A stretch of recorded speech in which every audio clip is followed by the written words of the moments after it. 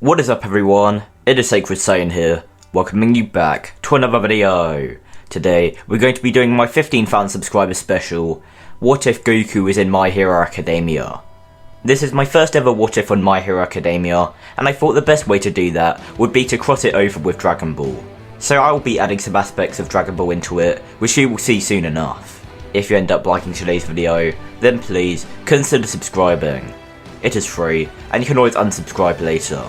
If you guys enjoy this part and want to see other parts of this series, then get this video to 500 likes. It would really show me you guys want to see me continue this series, along with me covering a My Hero Academia story. With all of that out of the way, let's get into the first episode of What If Goku was in My Hero Academia. This story starts in the Dragon World. All the Saiyans gather on planet Vegeta under direct orders of Frieza. A low-class Saiyan known as Bardock discovers Frieza is planning to wipe out their entire race, so he decides to send his son Kakarot to the planet known as Earth in order to save him. With extreme reluctance, Bardock's wife Guinea agrees to this decision, and the two watch as their son enters the atmosphere in a space pod. Bardock then takes one final stand against Frieza, and he dies, along with the rest of his planet. Kakarot's space pod is drifting through space, heading towards Earth, when suddenly, the pod is hit by an asteroid and knocked off course. Now, instead of heading to Earth, the space pod is heading straight towards a black hole. The pod then being sucked in and appearing in a different universe entirely, this being the universe of My Hero Academia. On Earth, a couple is packing up their camping equipment as they are about to head home. However, before they do, they see a shooting star in the sky. The man tells his wife to make a wish, the woman about to do so, however the couple both then realise that it isn't a shooting star. The couple then run back as what seems to be a meteor crashes in front of them, the couple being pushed back onto the ground. The pair then stand up, walking over to the newly formed crater, and they see what looks to be like a spaceship. The ship then opening, and a baby crawling out. This is Kakarot, and the impact of the landing not only made him hit his head and lose his memory, but his tail also slammed into a sharp corner in the ship, and was cut off. The man and woman walk over to the child, picking him up, and they decide to raise the child as their own, naming him Goku, and they then take him home.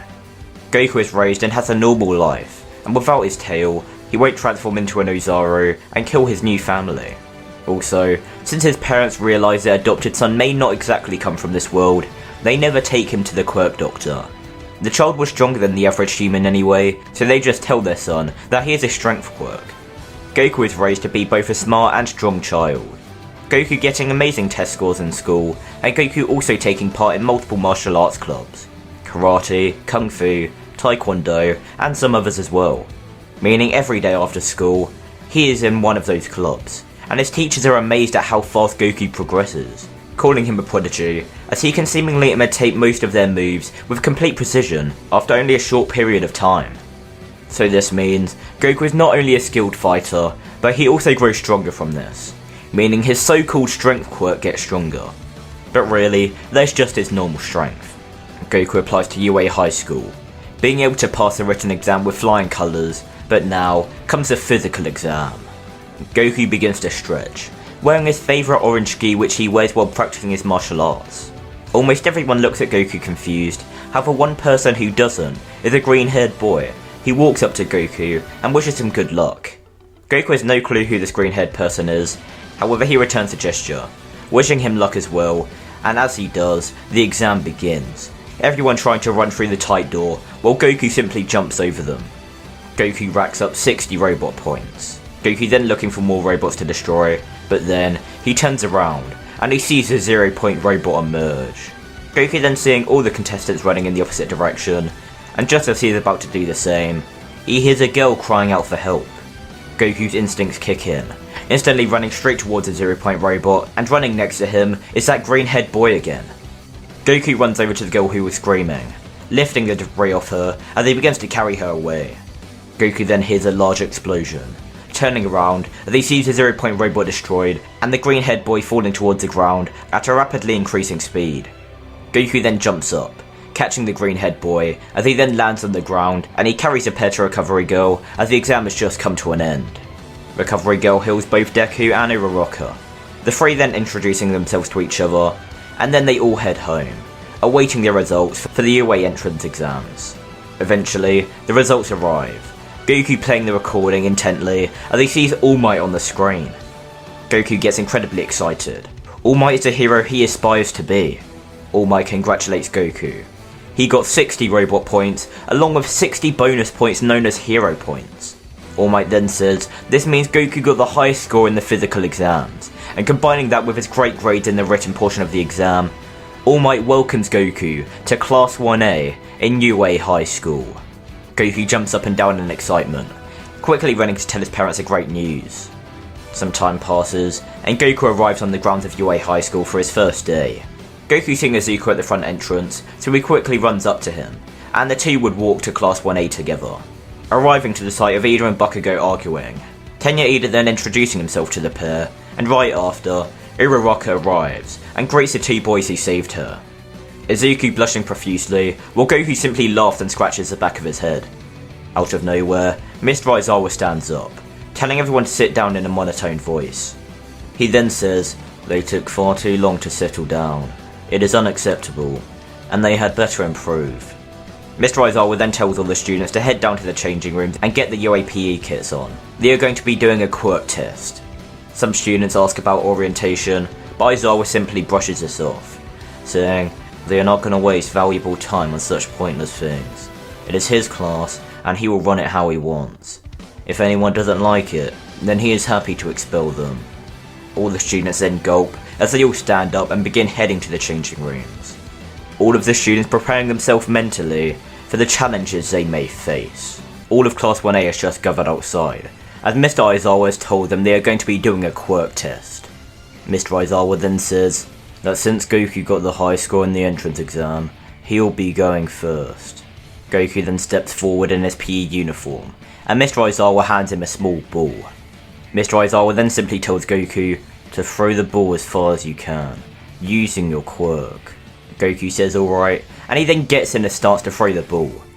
Goku then launches the ball into the air. However, as he does, Mr. Aizawa activates his quirk, his hair standing up, but to Mr. Aizawa's complete shock, it seems his quirk didn't work on Goku.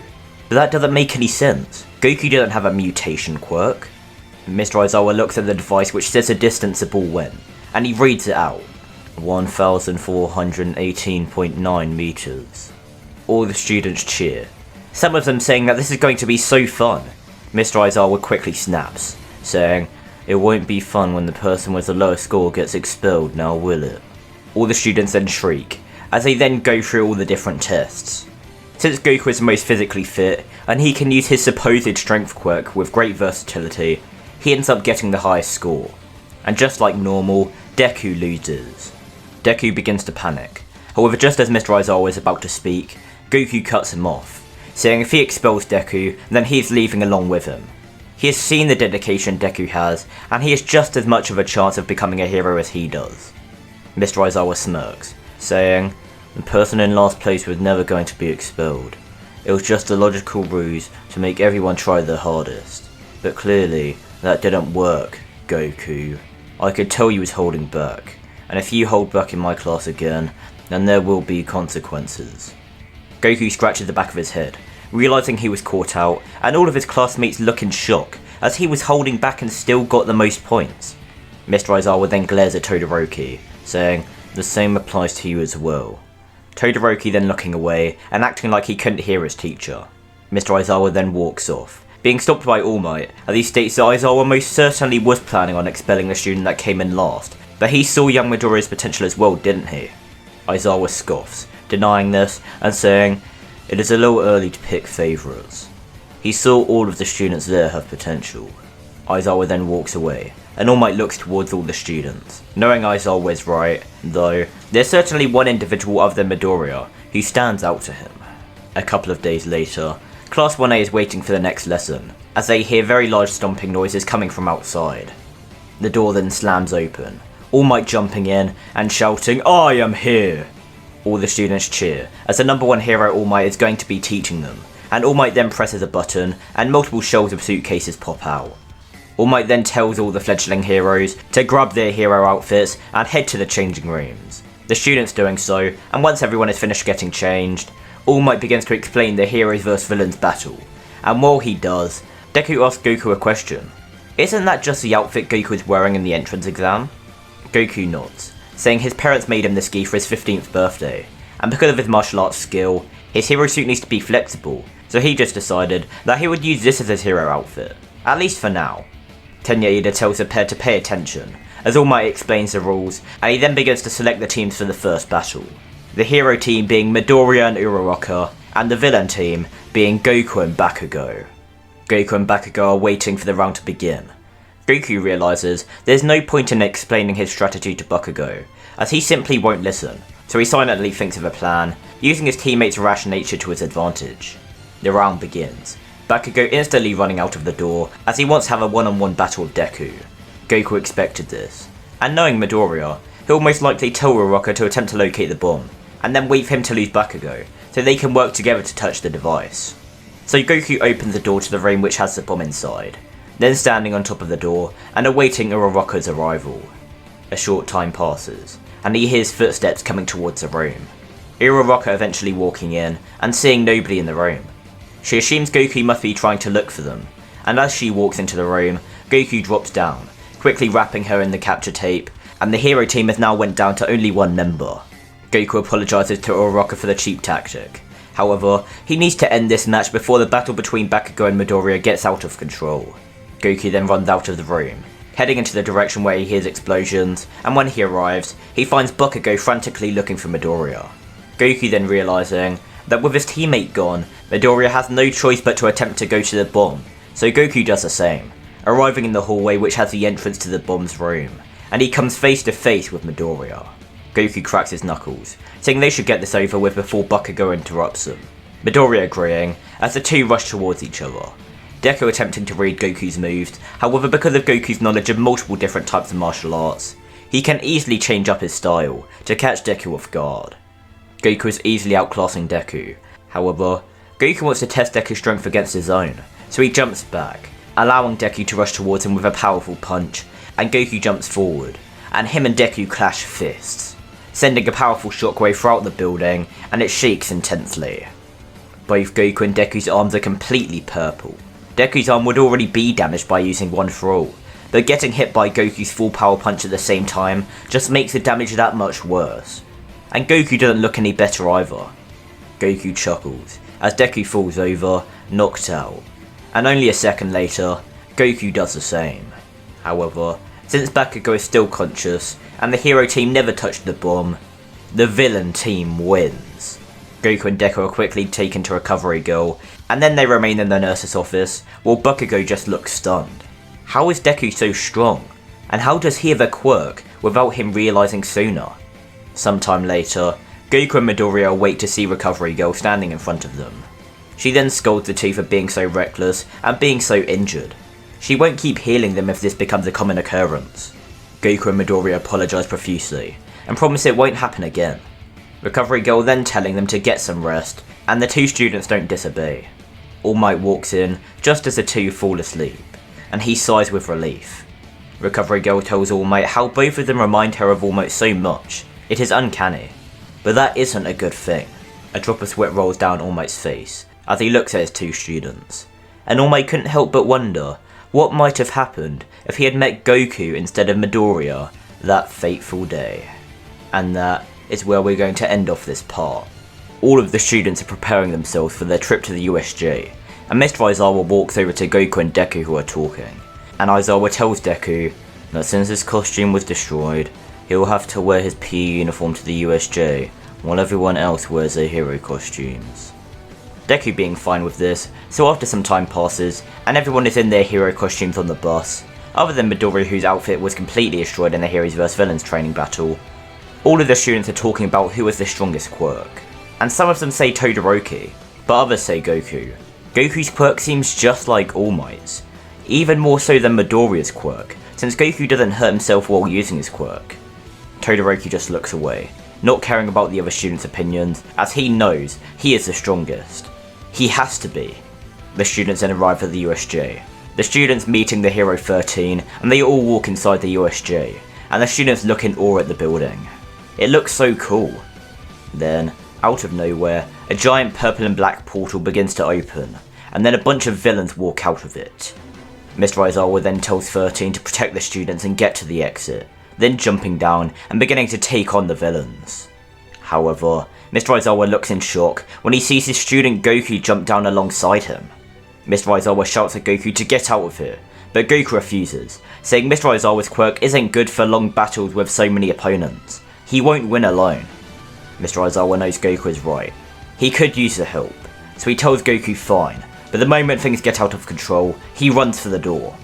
Goku nods, and then Goku and Mr. Aizawa fight all the weakling villains side by side. Goku's mastery of multiple types of martial arts, along with his immense strength, make it easy for him to take out the C-list villains. Mr. Aizawa is doing far better than he was in canon, thanks to Goku's help, and eventually, the two defeat all of the weak villains, and come face to face with the main two. Aizawa rushing in, and attempting to elbow Shigaraki. However, he catches the elbow, and he begins to decay it. Goku then jumps in, kicking Shigaraki in the jaw, and sending him flying back. Shigaraki then laughing, and saying, "I thought Eraserhead was cool, but he needs some help with some dumb kid." Goku smirks, saying if he is the final boss, then he is disappointed, but Shigaraki then begins to uncontrollably laugh. "I'm not the final boss." Goku and Mr. Aizawa then turn around, seeing the Nomu, and the Nomu then punches Goku away, and begins to brutally beat on Eraserhead to Shigaraki's gleeful delight. Goku stands back up, wiping blood from his face, as he rushes towards the Nomu to help Mr. Aizawa. Attempting to punch the Nomu, but the Nomu clashes his fist with Goku's, creating a massive shockwave and sending Goku flying back. And Goku feels great pain in his arm, but it isn't broken. The Nomu then continues to beat on Aizawa. Goku watching the entire thing with complete fear and anger at himself for not being able to do anything. The Nomu then goes in for another strike on the pro hero, seemingly being the final blow, but someone catches the punch. It is Goku, his eyes now being a yellow colour, and he harnesses the power of an Uzaru without becoming one. Goku then punches the Nomu back, the Nomu actually being pushed back a great distance, however it seems the attack did no damage. Shigaraki then jumps at Goku from behind, attempting to grab onto his head and decay it, but Goku quickly reacts, turning around and beginning to crouch, and then the image of Bakugo using his explosions appears in his head. For some reason, Goku has the instinct to try replicate this, so he does, but instead of an explosion, a small blue ball of energy appears in his hand, and he hits Shigaraki with it, sending him up into the air where the Nomu quickly jumps and catches him. Shigaraki then looks at his torso, having severe burn marks as Shigaraki begins to scream out of anger, shouting for the Nomu to kill that kid. Deku and his group eventually arrive, watching as Goku and the Nomu trade blows, and they see as Kurogiri appears next to Shigaraki. Deku now has to decide what to do. He can either go and try help Goku, or he can go and try fight the other two villains. Goku looks like he's greatly outmatched, but thanks to his martial arts skill, he's able to dodge a lot of the Nomu's heaviest punches, and land some good punches of his own.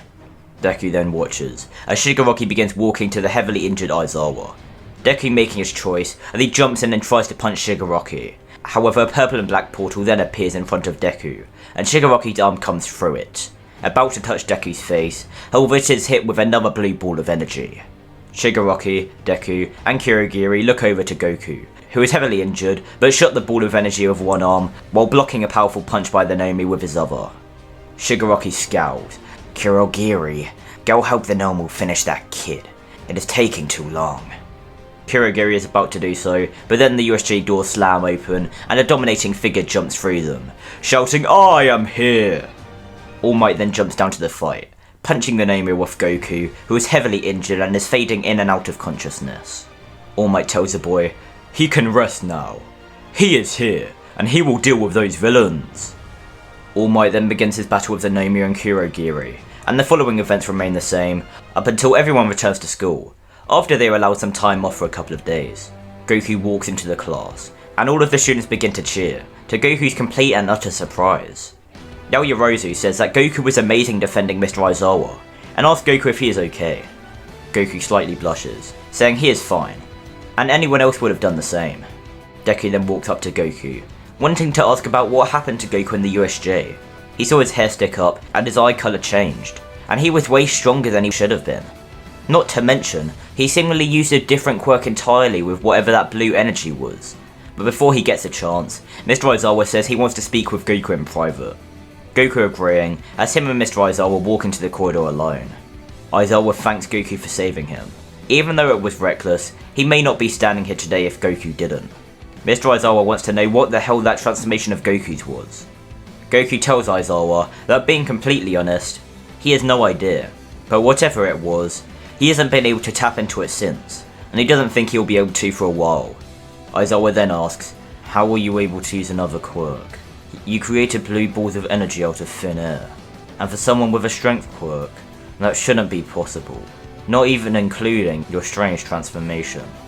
Goku says he is sorry, but yet again, he doesn't know. He just pictured Bakugo's explosions in his head, and he just instinctually tried to replicate it. He doesn't know why, and he doesn't know how he was able to create energy. However, unlike the transformation, he can still use that energy, showing Aizawa as he creates a small ball of energy in his hand, and it then dissipates. But Goku then tells Aizawa that he feels like there is more to it.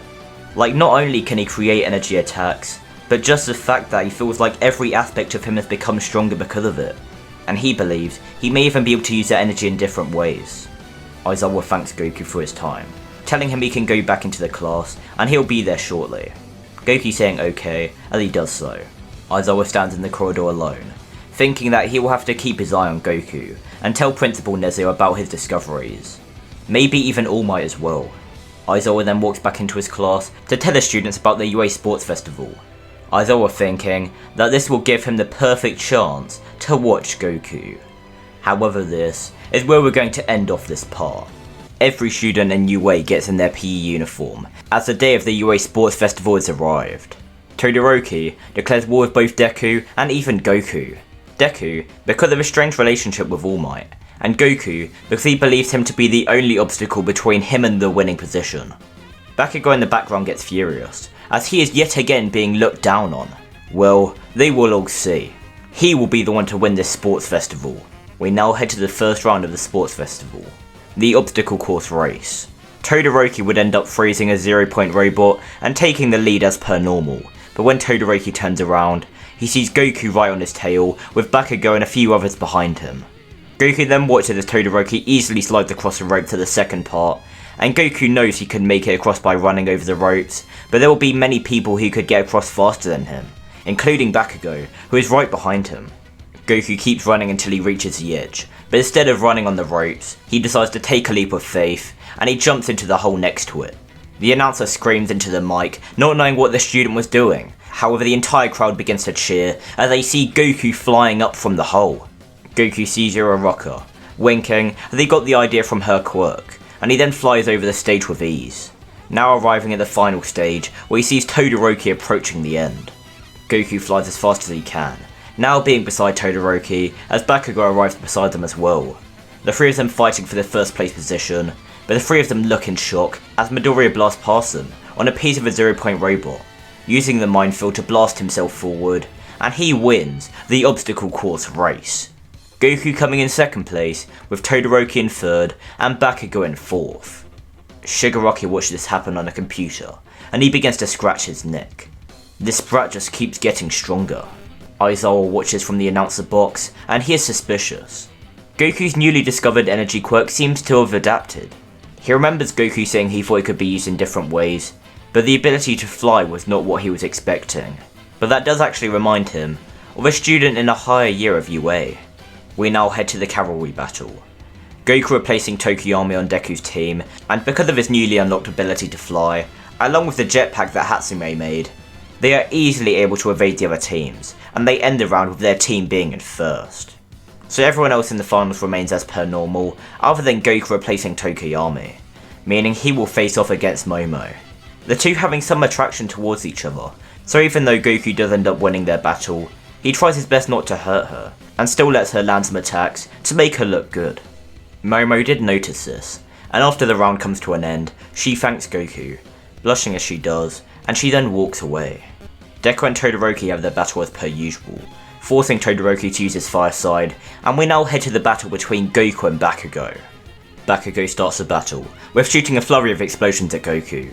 Goku using his Ki Blast to counter them, but Bakugo uses the smoke created by the collisions as cover for him to blast into the sky, and shoot a massive explosion down at Goku.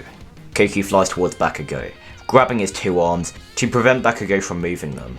Goku then headbutts Bakugo, making Bakugo's nose bleed, but Bakugo then aims his hands at Goku, blasting him with a powerful explosion in the face and sending Goku back.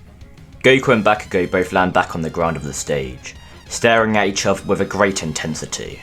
Bakugo is infuriated that Goku got stronger by learning from his quirk, and he will prove that his power is superior. Bakugo rushes towards Goku once again, charging up the most powerful explosion he can muster, and Goku rushes towards Bakugo with a ball of Ki in his hand, the two clashing in the middle of the stage, and creating a huge gust of smoke, and making a massive shockwave. The smoke clears, and Bakugo is laying out of the ring. Goku is also outside of the ring, however he is slightly hovering above the ground, meaning Goku wins and moves on to the final round. Goku and Todoroki both enter the arena, the crowd cheering as the final round is about to begin. The round commences, with Todoroki sending a giant wave of ice towards Goku, Goku punching the ice and it breaks on impact. Unlike with Todoroki's fight against Bakugo, Todoroki decides he will actually use his fire against Goku, proving once and for all that he is stronger with his fire.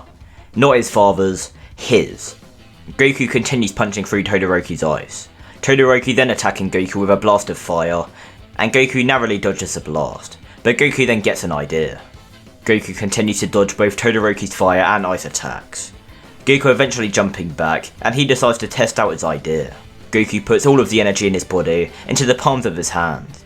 Goku then cupping his hands as a blue ball of energy appears within them. Todoroki looks in shock, but then smirks, saying if Goku will break his limits, then so will he.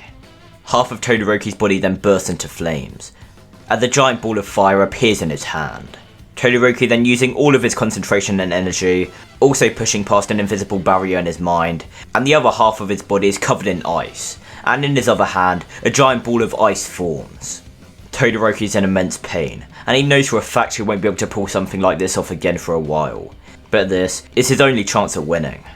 The entire arena begins to shake at the sheer display of power from Goku and Todoroki, and as Goku pours the last of his energy into the ball of energy in his hands, he fires a beam. Todoroki firing his consecutive ice and fire blasts at the same time, and the attacks clash at epic proportions. All the pro heroes look in shock, as these two students are emitting so much power.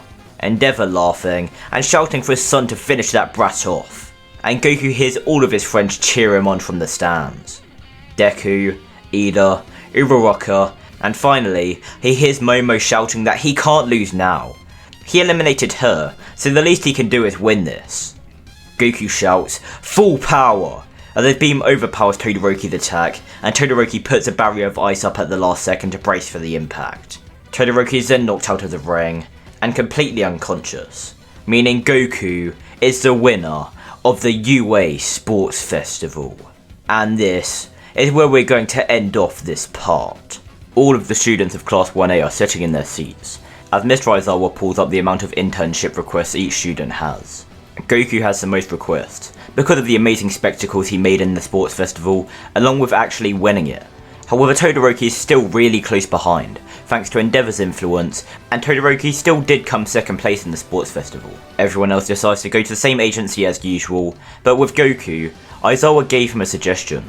Aizawa introduces Goku to Nejire, from the big three of UA, as he saw a lot of similarities between their energy quirks, and he thought that Nejire would be able to help Goku have an even better control and versatility with it. Aizawa tells Goku that she is currently doing a business study in the Ryukyu agency, and if Goku wants to get stronger with his energy quirk, that might be a good option. Goku agreed as soon as he heard he could get stronger, so he joins the Ryukyu agency, and after he puts on his new and improved hero costume, since the old one was destroyed in the USJ incident, Nejire begins to show Goku what she can do with her quirk, and Goku begins to imitate it. However, what Goku doesn't know is Aizawa also gave this suggestion in order for Nejire to keep her eye on Goku. Aizawa trusts Nejire as she is part of the big three, and he believes there is something off about Goku. It doesn't seem like he has a half and half quirk like Todoroki, as neither of his parents have those quirks. So how can he have multiple? And that isn't even including that strange transformation Aizawa watched Goku use, and nearly fight the Nomu to a stalemate with. Deku also got the idea of full cowling from Goku, Deku remembering Goku talking about his energy being spread out through his body. However, other than that, nothing interesting really happens. There's still the fight against Stain, with Deku, Todoroki and Ida, but that doesn't change, so we're going to move on to the final exam. Goku and Momo have been getting a lot closer, and the teachers realise this, so they specifically put them on different teams, and as long as Goku doesn't face All Might, he would win against his teacher, and luckily, he doesn't. So Goku finishes the exam, and we now head to the forest training arc. Goku choosing to wear his hero costume at the training camp, so he can get more experience wearing it. The bus stops on top of a mountain, and when all the students exit, they are introduced to the Wild Pussycats, and shortly after, they are all sent tumbling into the forest. Goku knows he could easily just fly over the forest, however that clearly isn't the point, so he fights through the forest along with his other classmates, eventually arriving at their training camp, and things remain practically the same, other than Goku is the one who flies up and prevents Mineta from looking over the wall at the girls, and when everybody is assigned their training methods, Goku is left for last, and Aizawa tells Goku that his goal is to unlock that transform state he used in the USJ once again. Goku needs to try emulate whatever emotion he used to access that power, and try to gain control of that transformation.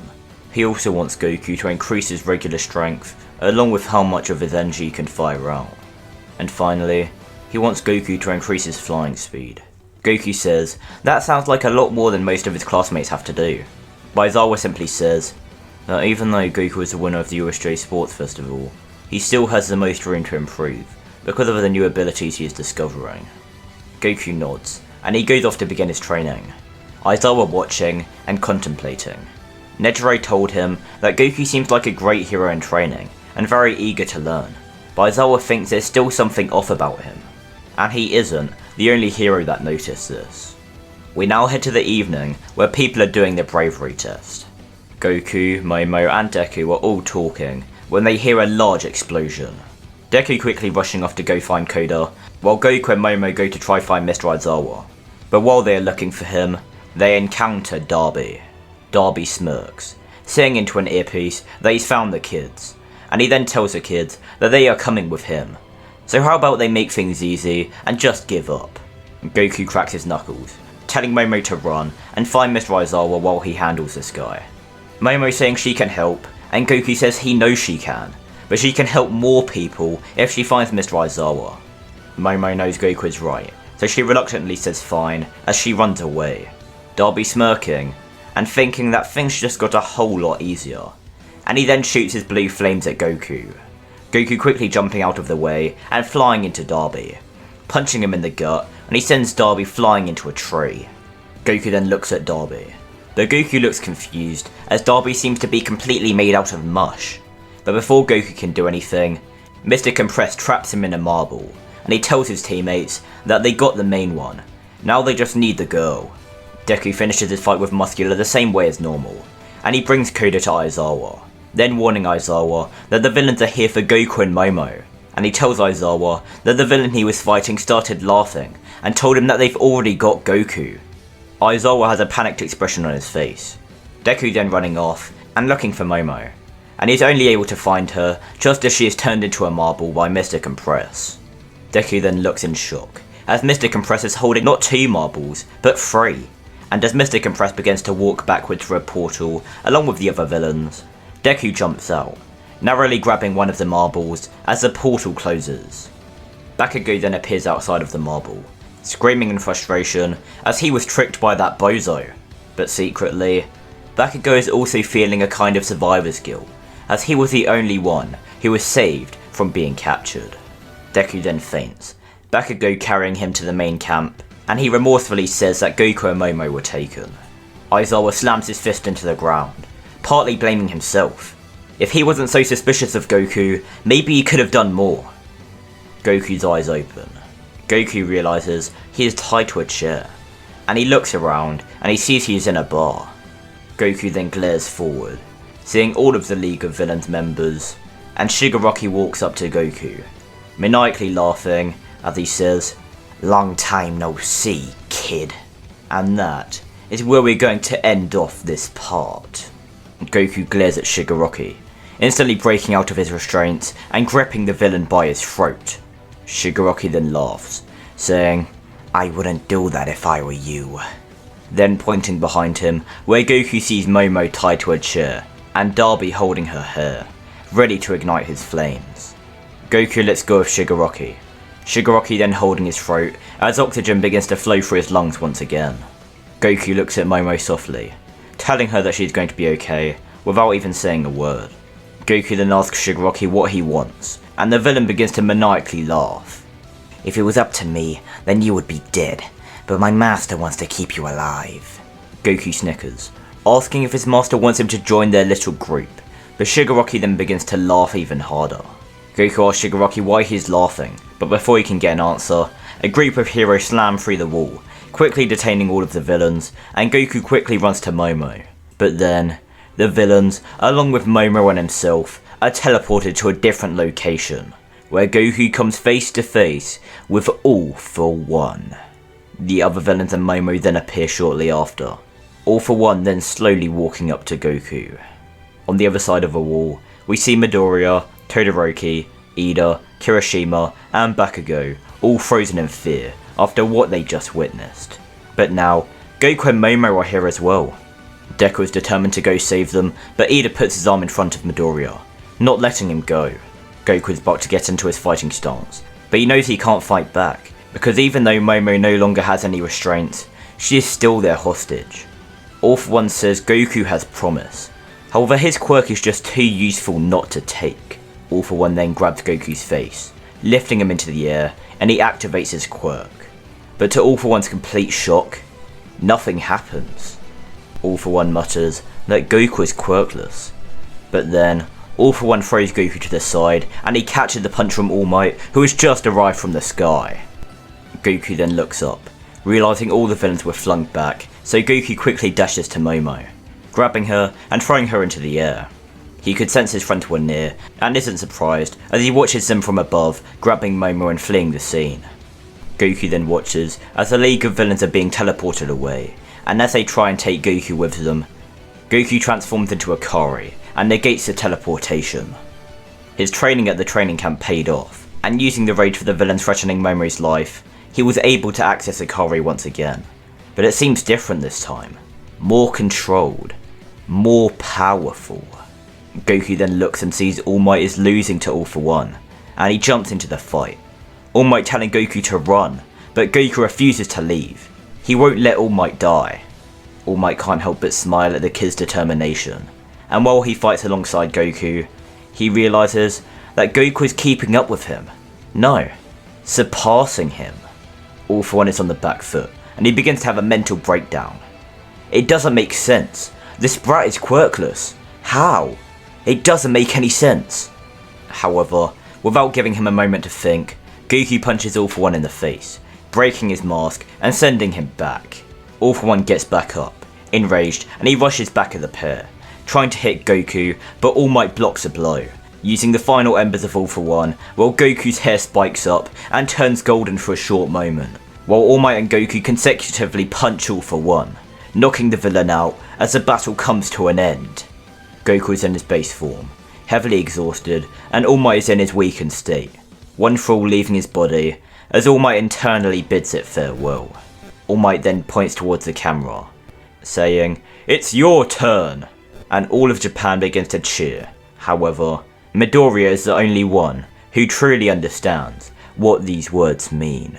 Goku was given a hero license, meaning he didn't have to take part in the exams, and when everyone is coming up with their super moves, Goku finally names the Kamehameha and invents the Dragon Fist, using All Might's United States of Smash as inspiration. With us swiftly moving through that, we now have Class 1A choosing business studies.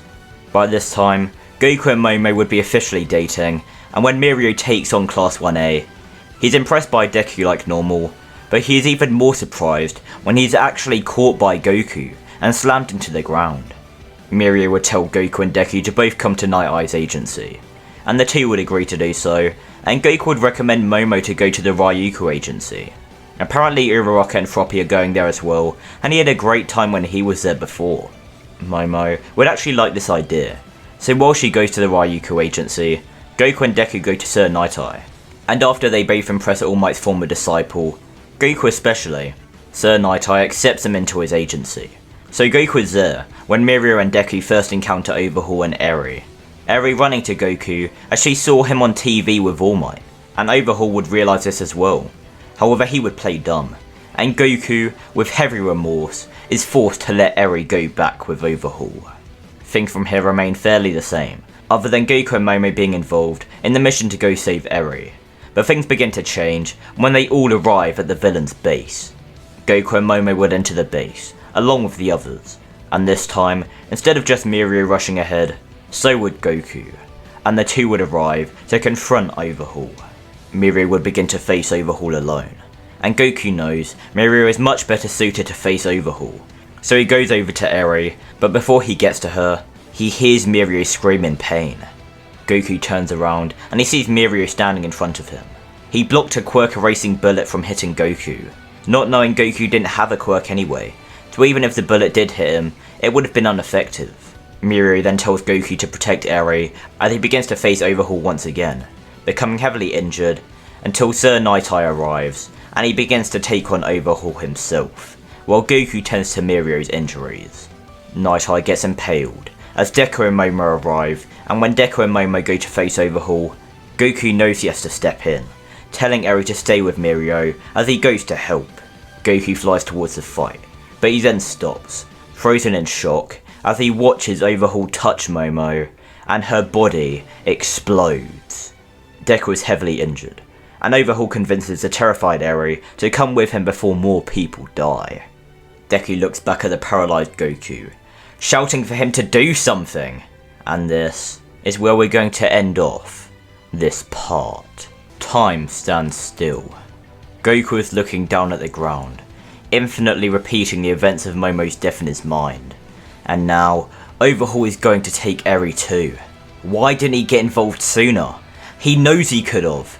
He should never have let Mirio take on Overhaul. He should never have let Sir Night-Eye take on Overhaul.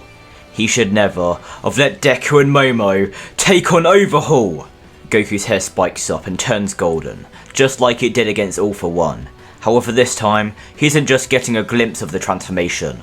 No, he is the Super Saiyan. Time resumes, and Goku instantly rushes towards Overhaul and punches him into the sky, leaving Eri for Deku to come and save. Goku begins to hit Overhaul around in the air, Overhaul growing in strength. However, it doesn't even matter, because Goku is so far ahead of Overhaul that the growth in power doesn't change a thing. Overhaul punches Goku, Goku not even blocking the attack, and it doesn't even affect him, and he then kicks Overhaul in the jaw, sending him flying back. Goku then follows Overhaul in the air, kicking him up even higher, and Goku then powers up a Kamehameha and he fires it at the villain. Overhaul only narrowly surviving the attack due to his incredible durability. Overhaul begins to fall towards the ground, Goku reaching him and slamming him into the ground to speed up the process. Goku lands on the ground next to the heavily injured Overhaul. Goku then lifting Overhaul to his feet and then punching him across the face repeatedly. Every time Overhaul falls down, Goku lifts him back up and punches him again. Goku goes for the final punch, aiming directly for Overhaul's jaw, but then Deku steps in the way and catches the punch, Eri being on Deku's back and allowing him to use 100% of One For All. Deku is looking into Goku's eyes, trying to hold back Goku's fist. However, Goku is pushing Deku's fist back, Goku's anger fueling him until he sees the terrified face of Eri, and Goku finally snaps out of his bloodlust and he reverts to his base form. Deku lets go of Goku's fist, Aizawa then using his quirk to stop Eri from using hers. Goku then looks down at Overhaul. Goku finally beginning to deal with his grief, and is now more sad than angry. Overhaul is barely alive. However, he faintly mutters, "I can bring her back." Goku becomes enraged once again, powering up into Super Saiyan and shouting for Overhaul to not lie to him. But Overhaul says, "I have no reason to lie. Spare my life, and I can save hers." Goku reverts to base form once again, bringing Overhaul to where he ended Momo's life, and he aims a ball of ki at Overhaul's back, making sure he doesn't use this chance to escape. Overhaul then outstretches his hand, putting Momo back together, and to Goku's complete shock, Overhaul wasn't lying. Momo is standing there, terrified, and having no idea what just happened. Remember, Overhaul actually can do this, because he did the exact same thing with Rappa multiple times. Goku runs to Momo, hugging her as the pro heroes and police come and arrest Overhaul. Momo then asking Goku what happened, but with tears in his eyes, Goku tells Momo that he will tell her everything later. We now head to Sir Nightai in his hospital bed. Sir Nightai is talking to Deku, Mirio and Goku, and Goku is profusely apologising through tears that he should have helped Sir Nightai. It's all his fault. Sir Nightai will put his hand on Goku's shoulder, telling the boy that none of this is his fault. He wanted Goku not to intervene. If he did, then either Eri or Mirio could have died. He is content with this outcome. He has accepted his fate. The three students then leave with tears in their eyes, and All Might steps in, and he begins to say his goodbyes to Sir Nightai. That remaining almost the same, other than Sir Nightai also adds that his students have potential. He believes All Might made the right decision in choosing Deku, but Goku, he is truly remarkable. He has a kind heart, but also a burning rage locked within.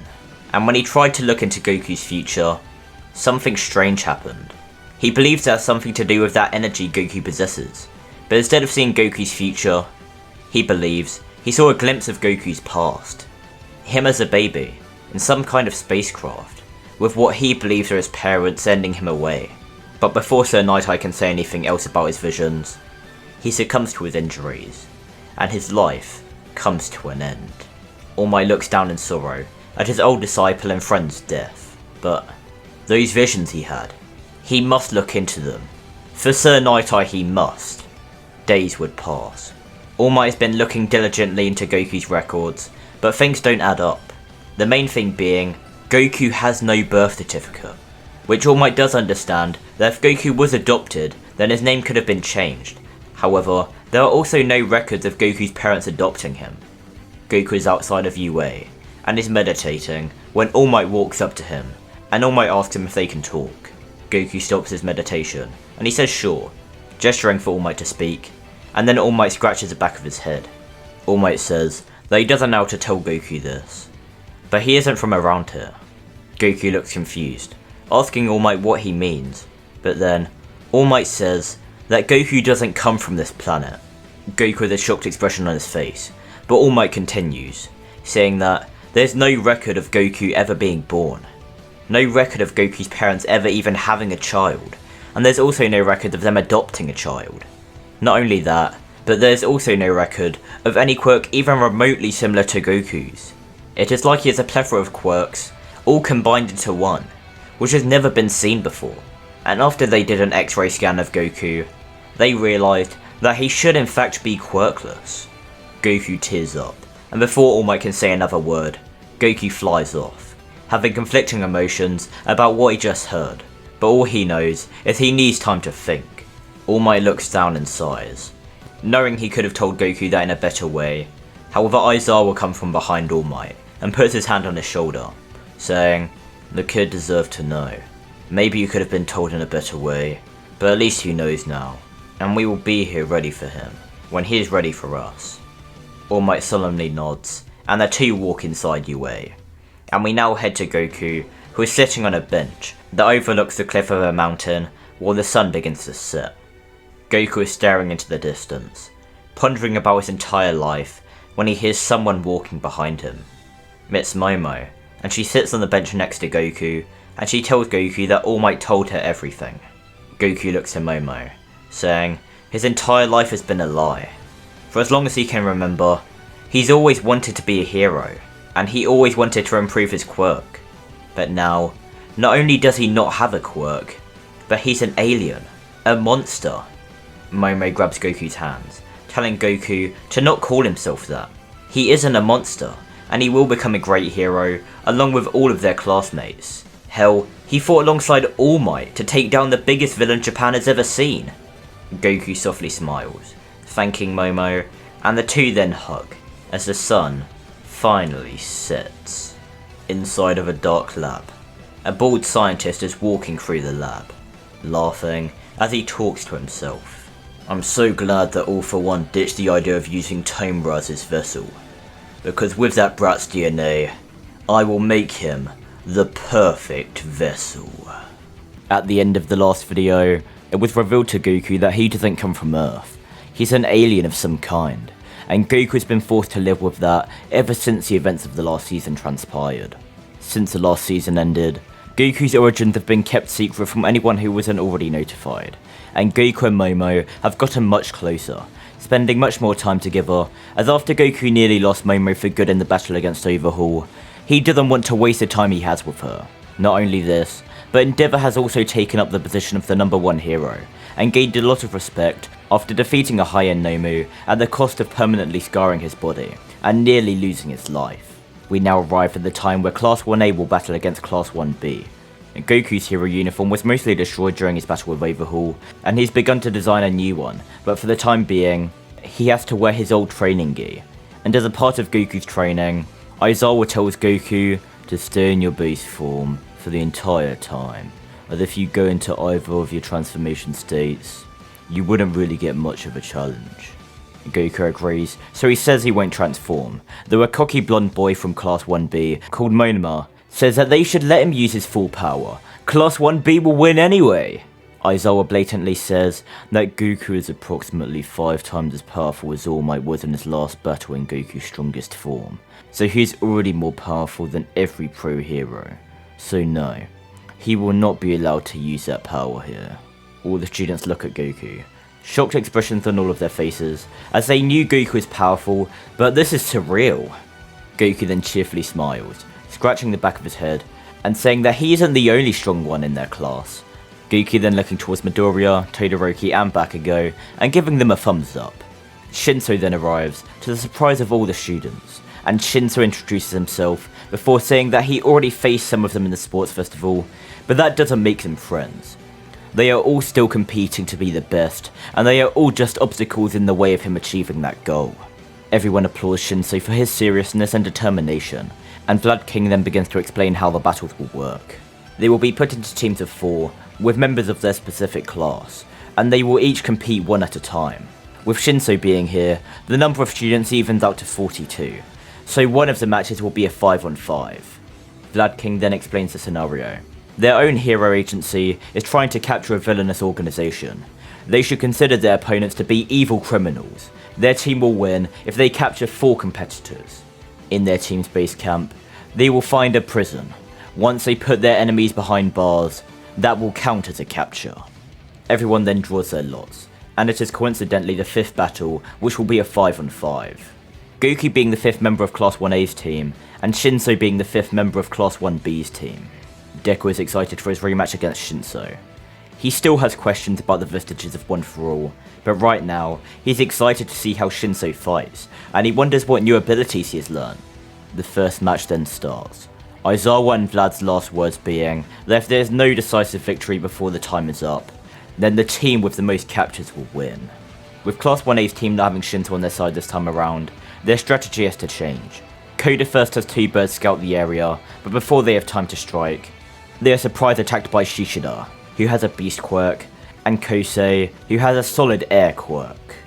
Kaminari is the only one left standing after their first attack, and he dashes towards the pair with lightning fast speed, but Kosei jumps off of Shishida, and Shishida grabs Kaminari, but Kaminari simply smirks, saying nice grip there bro, before his body is engulfed by lightning, and Shishida is hit with a giant electric shock, throwing Kaminari away to stop the onslaught, but Shishida is still being electrocuted, and as Kosei goes to try help his teammate, Froppy grabs him with her tongue, and begins to run away.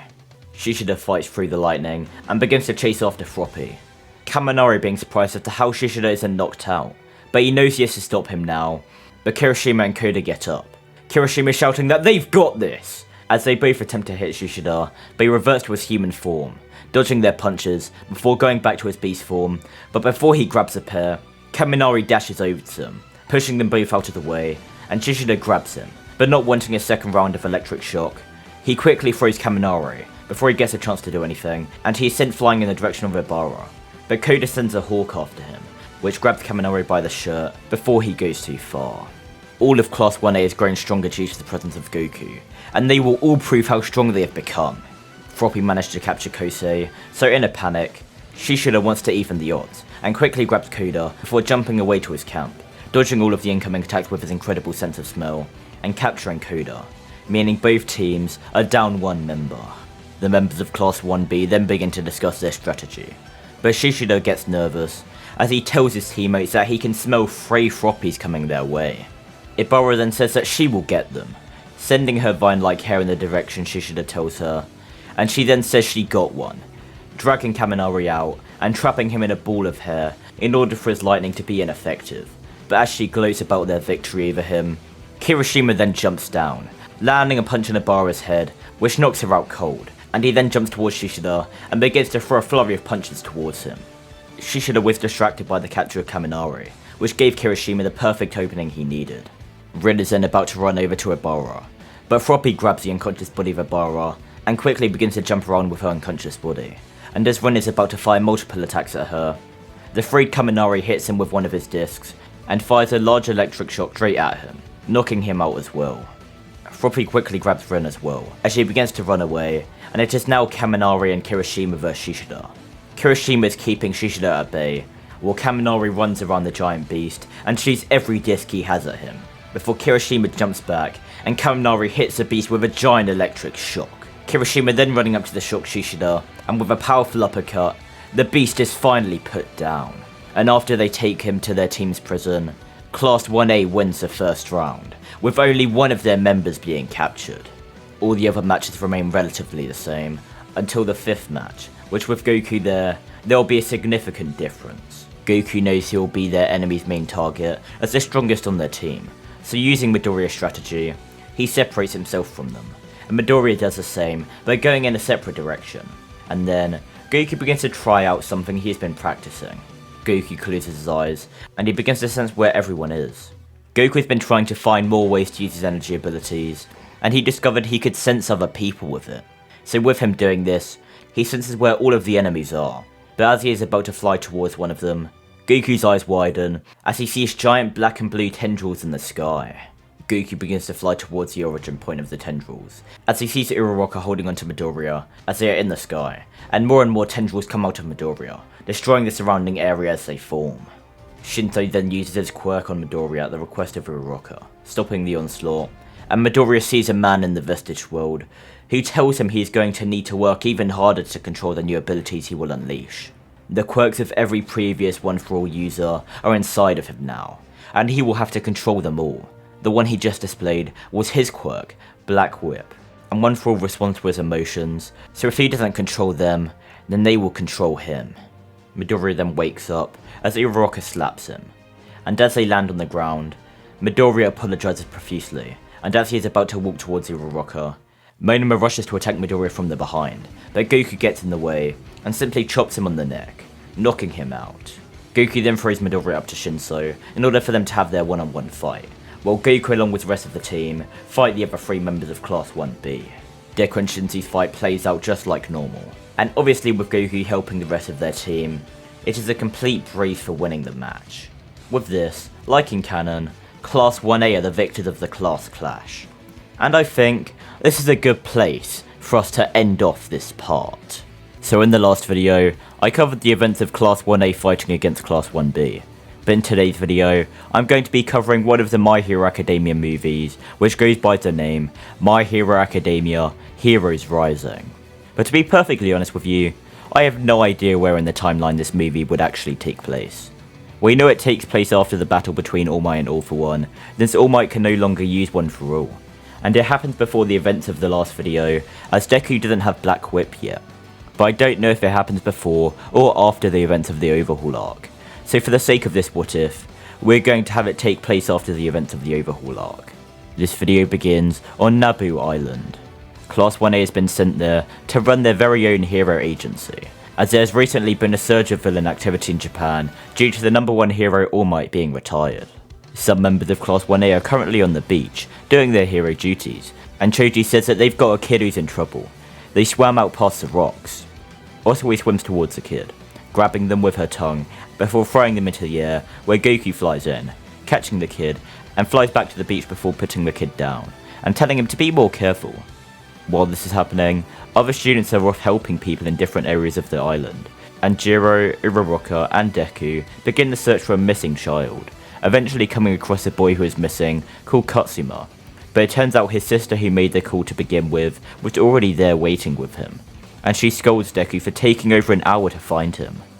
The two children then walk off, Katsuma thanking Deku before being dragged away by his sister. He says there's no reason to thank him, and even though Jiro and Uraraka believe it is ridiculous that Deku had to apologise, Deku doesn't mind it, saying as long as Katsuma is safe, that's all that really matters. We head back to Class 1A's Hero Agency office, where a bunch of the islanders come in and give the students a giant feast to show their gratitude and appreciation for all the hard work they've been doing. But by the time everyone is finished cheering, Goku is already halfway through eating the entire feast, so the others quickly rush to grab food to stop Goku from eating all of it. After everyone has eaten, all the students go to sleep, leaving Bakugo to do the night watch as he has done nothing since they have arrived, and Goku and Midoriya are doing a small sparring match outside. By this point, All Might believed it was okay for Goku to know the secret of One For All, so All Might and Midoriya informed him about everything before their trip to Naboo Island, and told him that Bakugo also knows. Goku is trying to help Deku use high percentages of One For All, giving comparisons between it and his ki, but then Bakugo walks out before telling Deku to hurry up with making One For All his own, so they can have a real fight, and he'll prove he will become the #1 hero. Bakugo then looks to Goku, saying he better not think for a second that he will lose in their next fight either, and he will want Goku to go all out. Goku slightly laughs, saying he looks forward to it. Katsuma then arrives, telling the three that there is a villain, and Bakugo quickly grabs Katsuma, telling the boy to tell him where they are. Goku, Deku, and Bakugo, who is holding Katsuma, then all rush towards the castle ruins, where after arriving, they see a giant mantis. Bakugo tries to fight it, using his stun grenade attack on it, but he then realises the creature has no shadow, so he stops trying to fight it. The mantis then hitting Bakugo, but Bakugo goes straight through it, as he then slammed into the ground to stop the illusion. Maharo then says that's unfair, that thing was super scary and he just stood there, and Bakugo is furious at the child, beginning to walk towards her menacingly as he shouts at her, but Goku grabs onto the back of his collar, telling him that they are just kids, that's enough. The two kids then run away, Maharo saying how mean Bakugo is, but Katsuma says that he still went there to fight the villain. The next day, Deku goes out to do some hero work, and Katsuma apologises to him for the night before, telling him to tell the other two heroes that were there he apologised as well, and Deku and him then have a long talk, which is very insightful for both Deku and Bakugo, who is listening the entire time. Shortly after, Katsuma meets back up with his sister Maharo, and then a ship crashes onto the island with 4 villains standing on top of it.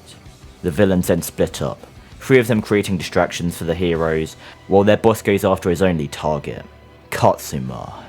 Bakugo is in the Hero Agency office, when he gets a call from Maharo, warning them of the villain's attack, but Bakugo doesn't believe her. Deku then grabbing the phone, but then the line cuts out. Deku then asking Bakugo what she told him. On the beach, Goku stands face to face with one of the villains, telling Ojiro and Tokuyama to head back to the office and tell the others what is happening. He will deal with this guy before they return. The two don't argue with this, knowing how strong Goku is, so the two head off, while Goku cracks his knuckles, and the beast-like man standing across from him does the same.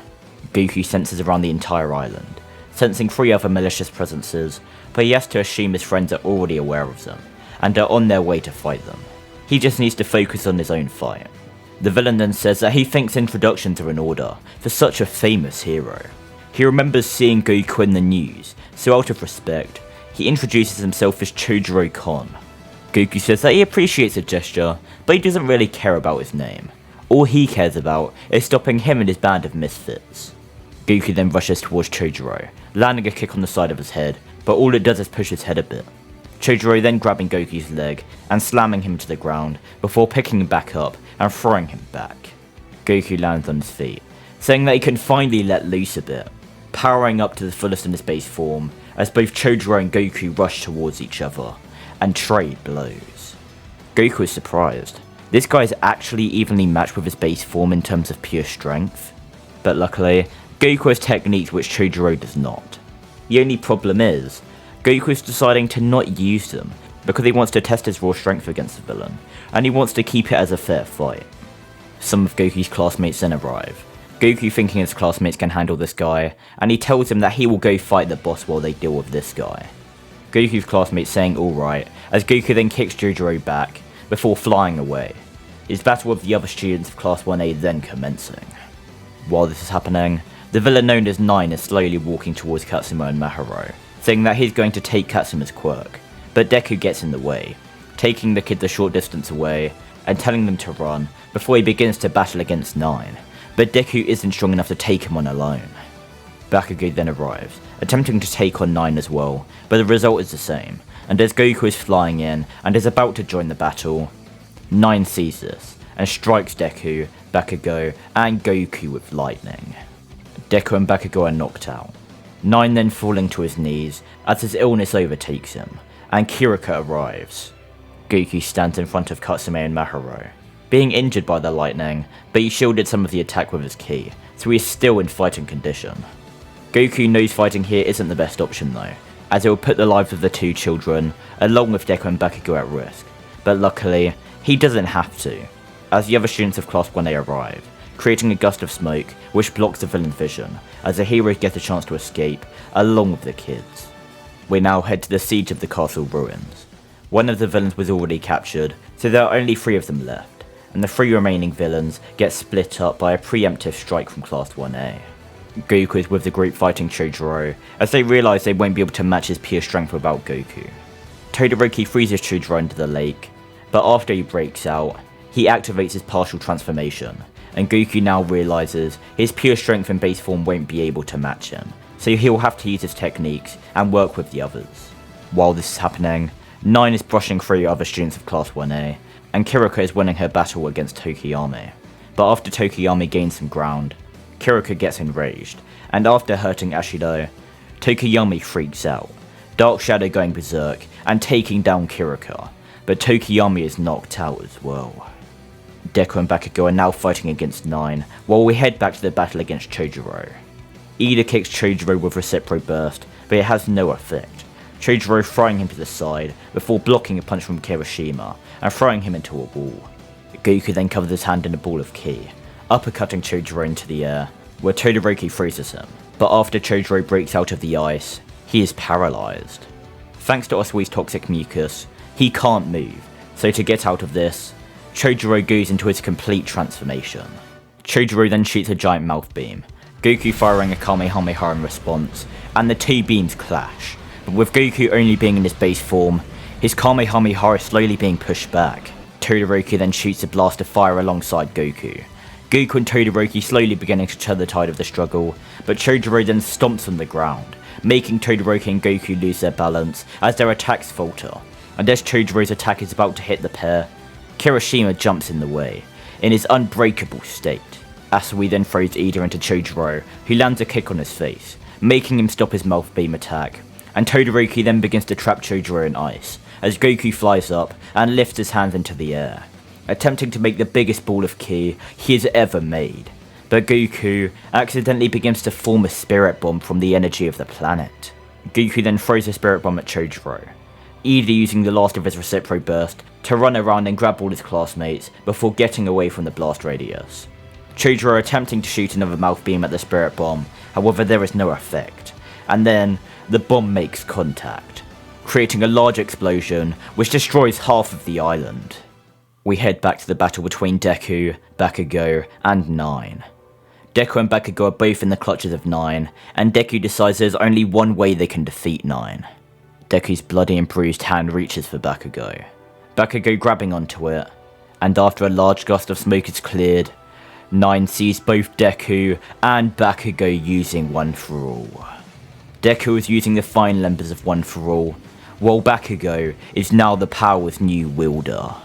Goku then lands behind them in his Ikari form, saying that they can't have all the fun without him, and Bakugo says that Deku won't be able to achieve his dreams anymore.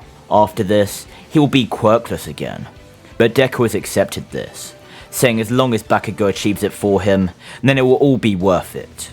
Deku and Bakugo then Detroit smash into the air, Goku looking in amazement at the power on display, as the sky clears for them.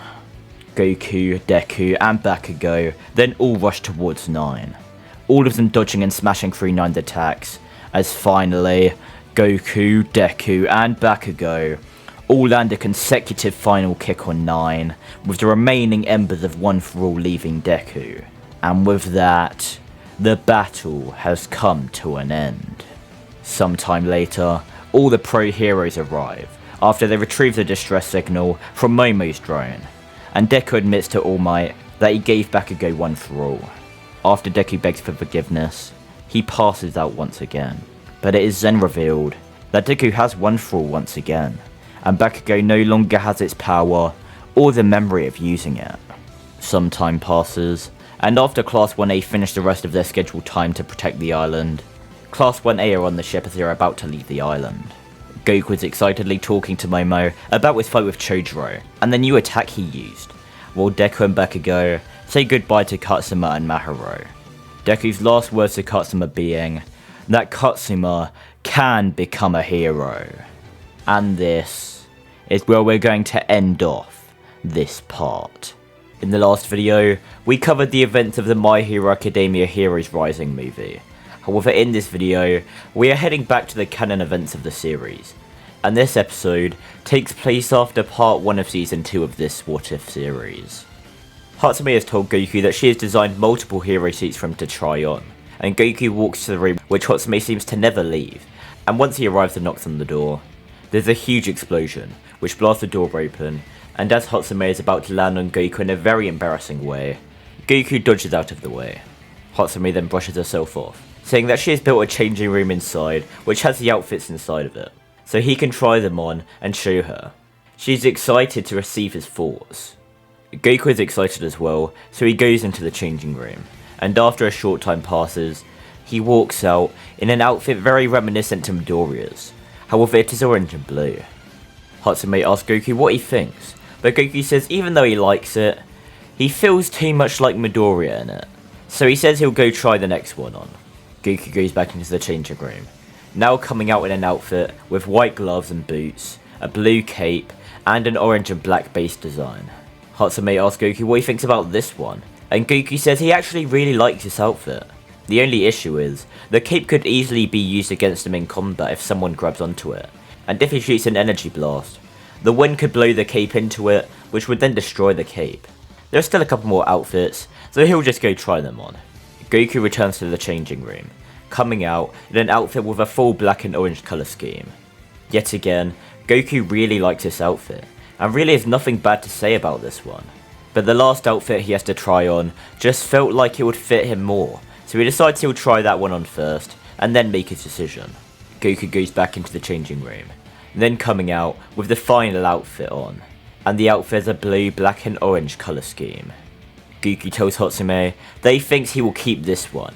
He just feels like it fits him more than any of the others, and plus, it is really comfortable. Hatsumi says that's a great choice, and she'll keep the other suits in storage as backups in case he wrecks this suit like the last one. Goku thanks her before getting back into his school uniform, and then looking at the clock, realising he is late, so he quickly opens a window to the room and flies out of it. He was meant to meet up with Midoriya, Todoroki and Bakugo, as they were all going to go and do their work study with Endeavor's agency. Goku lands in the city next to Midoriya, Todoroki and Bakugo, apologising for being late and asking where Endeavor is. Endeavor then tells Goku that he is right behind him, and Goku turns in a panic, apologising as he didn't see him on the way in. The 4 students then begin to follow Endeavor, but as Endeavor begins to fly toward the villain before the shockwave is even heard, Goku is right alongside him. He sensed all the commotion in that direction and acted upon that. Endeavor scoffs, speeding up, and Goku is slowly falling behind Endeavor as Endeavor takes care of the glass manipulating villain, and Hawks arrives after it is all said and done. Hawks then gives Endeavor a book about the Meta Liberation Army, making sure to repeatedly tell Endeavor to check the highlighted sections of the book. And while Endeavor thinks something is definitely up with Hawks, he isn't the only one. Goku has increased his energy sensing abilities, and when he focuses really hard, he can sense fluctuations in someone's energy, and the energy inside of Hawks is fluctuating like crazy. Goku decides not to mention this, seeing the serious look on Endeavor's face, and assuming Endeavor has noticed something is up as well. Hawks then flies off, and we now head to where they arrive at Endeavor's hero agency. Goku, Midoriya and Bakugo are introduced to all of Endeavor's sidekicks, while Todoroki already knows all of them. But while this happens, Endeavor is in his office, and is beginning to read through the book Hawks gave him. Endeavour then finds a pattern in the highlighted areas, decoding Hawk's message about the Metal Liberation Army being the enemy, and the fact they have over 100,000 members. Not only this, but he also decodes that in 4 months, the Metal Liberation Army will strike. Endeavour then steps out of his office, saying he will watch over the 4 students himself, and they head to a training room. Endeavour having them all explain their reasons for wanting to join his agency for their work studies, and what they want to improve upon. The other 3 students give the same answers as canon, while Goku explains that ever since his battle with Overhaul, he has been struggling to activate that same transformation he used. He's been able to do it a couple times since then, but even still, he couldn't maintain it for long for some reason. It's like his energy was unstable, just like his emotions were when using it. Endeavour takes in everything that has been said to him, and they all then head off to the city. Endeavour flawlessly saving civilians, and taking down villains, while the students watch in awe. Todoroki realises how Endeavour is propelling his speed, and Endeavour gives Todoroki and Bakugo the same task. They need to learn how to store up their power, then condense it, and fire it. They need to be able to release their maximum output in one flash, or with focused precision. Endeavour then gives Midoriya the task of continuing to work on his Air Force shot, until it becomes second nature to him, and to forget about the new power for now. First, he needs to be able to do 2 things at once without concentration, then after that, add something else. No matter how strong a power he may have, its foundation is built on steady accumulation of skills. And finally, he gets onto Goku's goal. Endeavour tells Goku that he needs to be able to control his emotions perfectly. He has seen firsthand and been told by others that when Goku is angry, he unleashes a power which is unrivaled even by himself and All Might. The only issue is, he has trouble containing and controlling that rage. Goku needs to be able to become enraged at an instant, but then be able to harness that rage and not let it consume him, as that is exactly what happened during Goku's battle with the villain known as Overhaul. Once Goku has achieved this, he will need to make sure none of that overwhelming power leaks out of him while he is in those transformed states. Endeavour has heard that Goku has done that with his weaker transformed state, so he can maintain it with relatively low stamina drain, but once he is able to activate that stronger transformation at will, he will need to be able to do the same thing with that transformation, but to an even greater extent.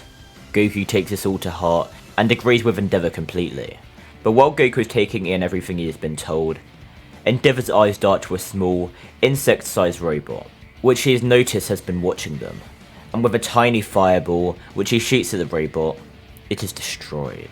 Endeavour thinks that this may be related to what he decoded from the book Hawks gave him, but Endeavour would be completely wrong. Inside of a lab, Dr. Ujiko is looking at a large monitor when the screen cuts to static. Dr. Ujiko damning Endeavour's perceptiveness, but it doesn't matter. He's got what he needed for now. Dr. Ujiko then walks to a purple test tube, and after putting a code into a keypad, the tube opens, and a man walks out. Dr. Ujiko welcomes the man, asking how the new body feels, and All For One smirks, looking in a mirror and seeing that Dr. Ujiko followed through. He entirely replicated that student's body, and now his consciousness is split between this vessel and his main body in prison. But unlike when Shigaraki was a vessel in canon, this body had no previous personality or consciousness, meaning All For One has full control. Dr. Ujiko asks All For One what their next move is. All For One saying that Dr. Ujiko needs to give him all the intel he has on Goku, so he can learn to control this new body, and all its tremendous power. After that, he will go in search of powerful quirks to steal.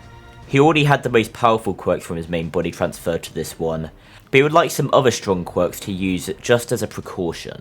From that, he will also get great exercise in fighting strong quirk users, so he can gain a greater control over the power of this vessel. And once he has both a powerful set of quirks, and a great control over the original power of this body, they will first target the 2 strongest heroes, as to demonstrate his power, and coincidentally, the 2 strongest heroes are already with each other, Goku and Endeavour. And maybe he'll kill that one thrall Bratazuki Midoriya as well, as he uncovered that secret while in confinement. But before all of that, All For One tells Dr. Ujiko to fetch him his suit, and this is where we're going to end off this part. In today's video, we're going to be doing our very own What Ifs episode of My Villain Academia, covering events surrounding one villain in particular.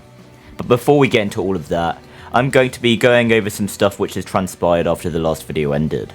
Since the events of the last video have transpired, All For One, with a cloned body of Goku as a vessel, has now begun his hunt for powerful quirks, which he'll be able to use to take on the likes of Endeavor and mainly Goku. While Goku, using the words of Endeavor, has been able to tap into Super Saiyan at will, and has begun his attempt to master the form like how he mastered Ikari. But with Super Saiyan, it seems to be much more difficult, due to it having both a larger strain on the body, and it tapping into his emotions even more than Ikari did. Goku has been meditating while in the Super Saiyan state, and he has sensed a very dark and malicious energy increasing in Japan. However, he can't locate it or sense the true depths of it.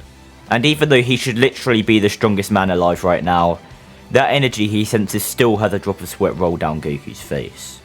Endeavor then walks into the room, interrupting Goku's meditation, and Goku struggles to remain in Super Saiyan as he loses focus for a moment. And Goku then asks Endeavor what's going on. Endeavor tells Goku to prepare himself, as they're about to go on an important mission which goes outside the borders of Japan. And even though Goku is worried about leaving Japan, when the man with that malicious energy is roaming around, he knows that this mission must be important if they have to leave Japan for it. So Goku tells Endeavor that he is ready to go. We now head to All For One. He has just defeated another one of the many powerful quirk users in his conquest to gain powerful quirks. And this person happened to have a teleportation quirk, adding another useful ability to his arsenal, but he still wants to gain more. All For One has been building a set of quirks to use alongside this new vessel of his in order to defeat Goku, and All For One believes that he is on the verge of completing that goal. All For One uses his new teleportation quirk to teleport back to Dr. Ujiko's lab, and he asks Dr. Ujiko if he has located his next target. Dr. Ujiko saying that of course he has, as on a monitor, he shows All For One a small island off the coast of Japan, where a park ranger is unsuspectingly doing his daily patrol. All For One has an evil smirk, telling Dr. Ujiko that he will be back shortly, as he disappears from Dr. Ujiko's sight. On a small island, a park ranger with the name Lapis of the 17th Park Ranger Division is currently doing his daily patrol, making sure all of the animals are safe, but then he gets a strange shiver down his spine. Lapis turns around, a shocked expression on his face as he sees a menacing looking man, but for some reason they look familiar. It then clicks with Lapis. He remembers seeing this guy on the news. He fought alongside All Might. Lapis says that it's an honour to meet him, then asking what someone of his status is doing on a small island like this. But Lapis then has a terrified expression on his face as he sees a ball of energy appear in the man's hand, and as All For One then fires a ball of energy at Lapis, Lapis then creates a barrier around himself, blocking the blast, but he then gets sent flying back into a mountain while inside his barrier. The barrier then fades. All For One slowly walking towards Lapis, as he says that his quirk is very good for defending against attacks too powerful to counter normally. He will be taking that quirk off of him now.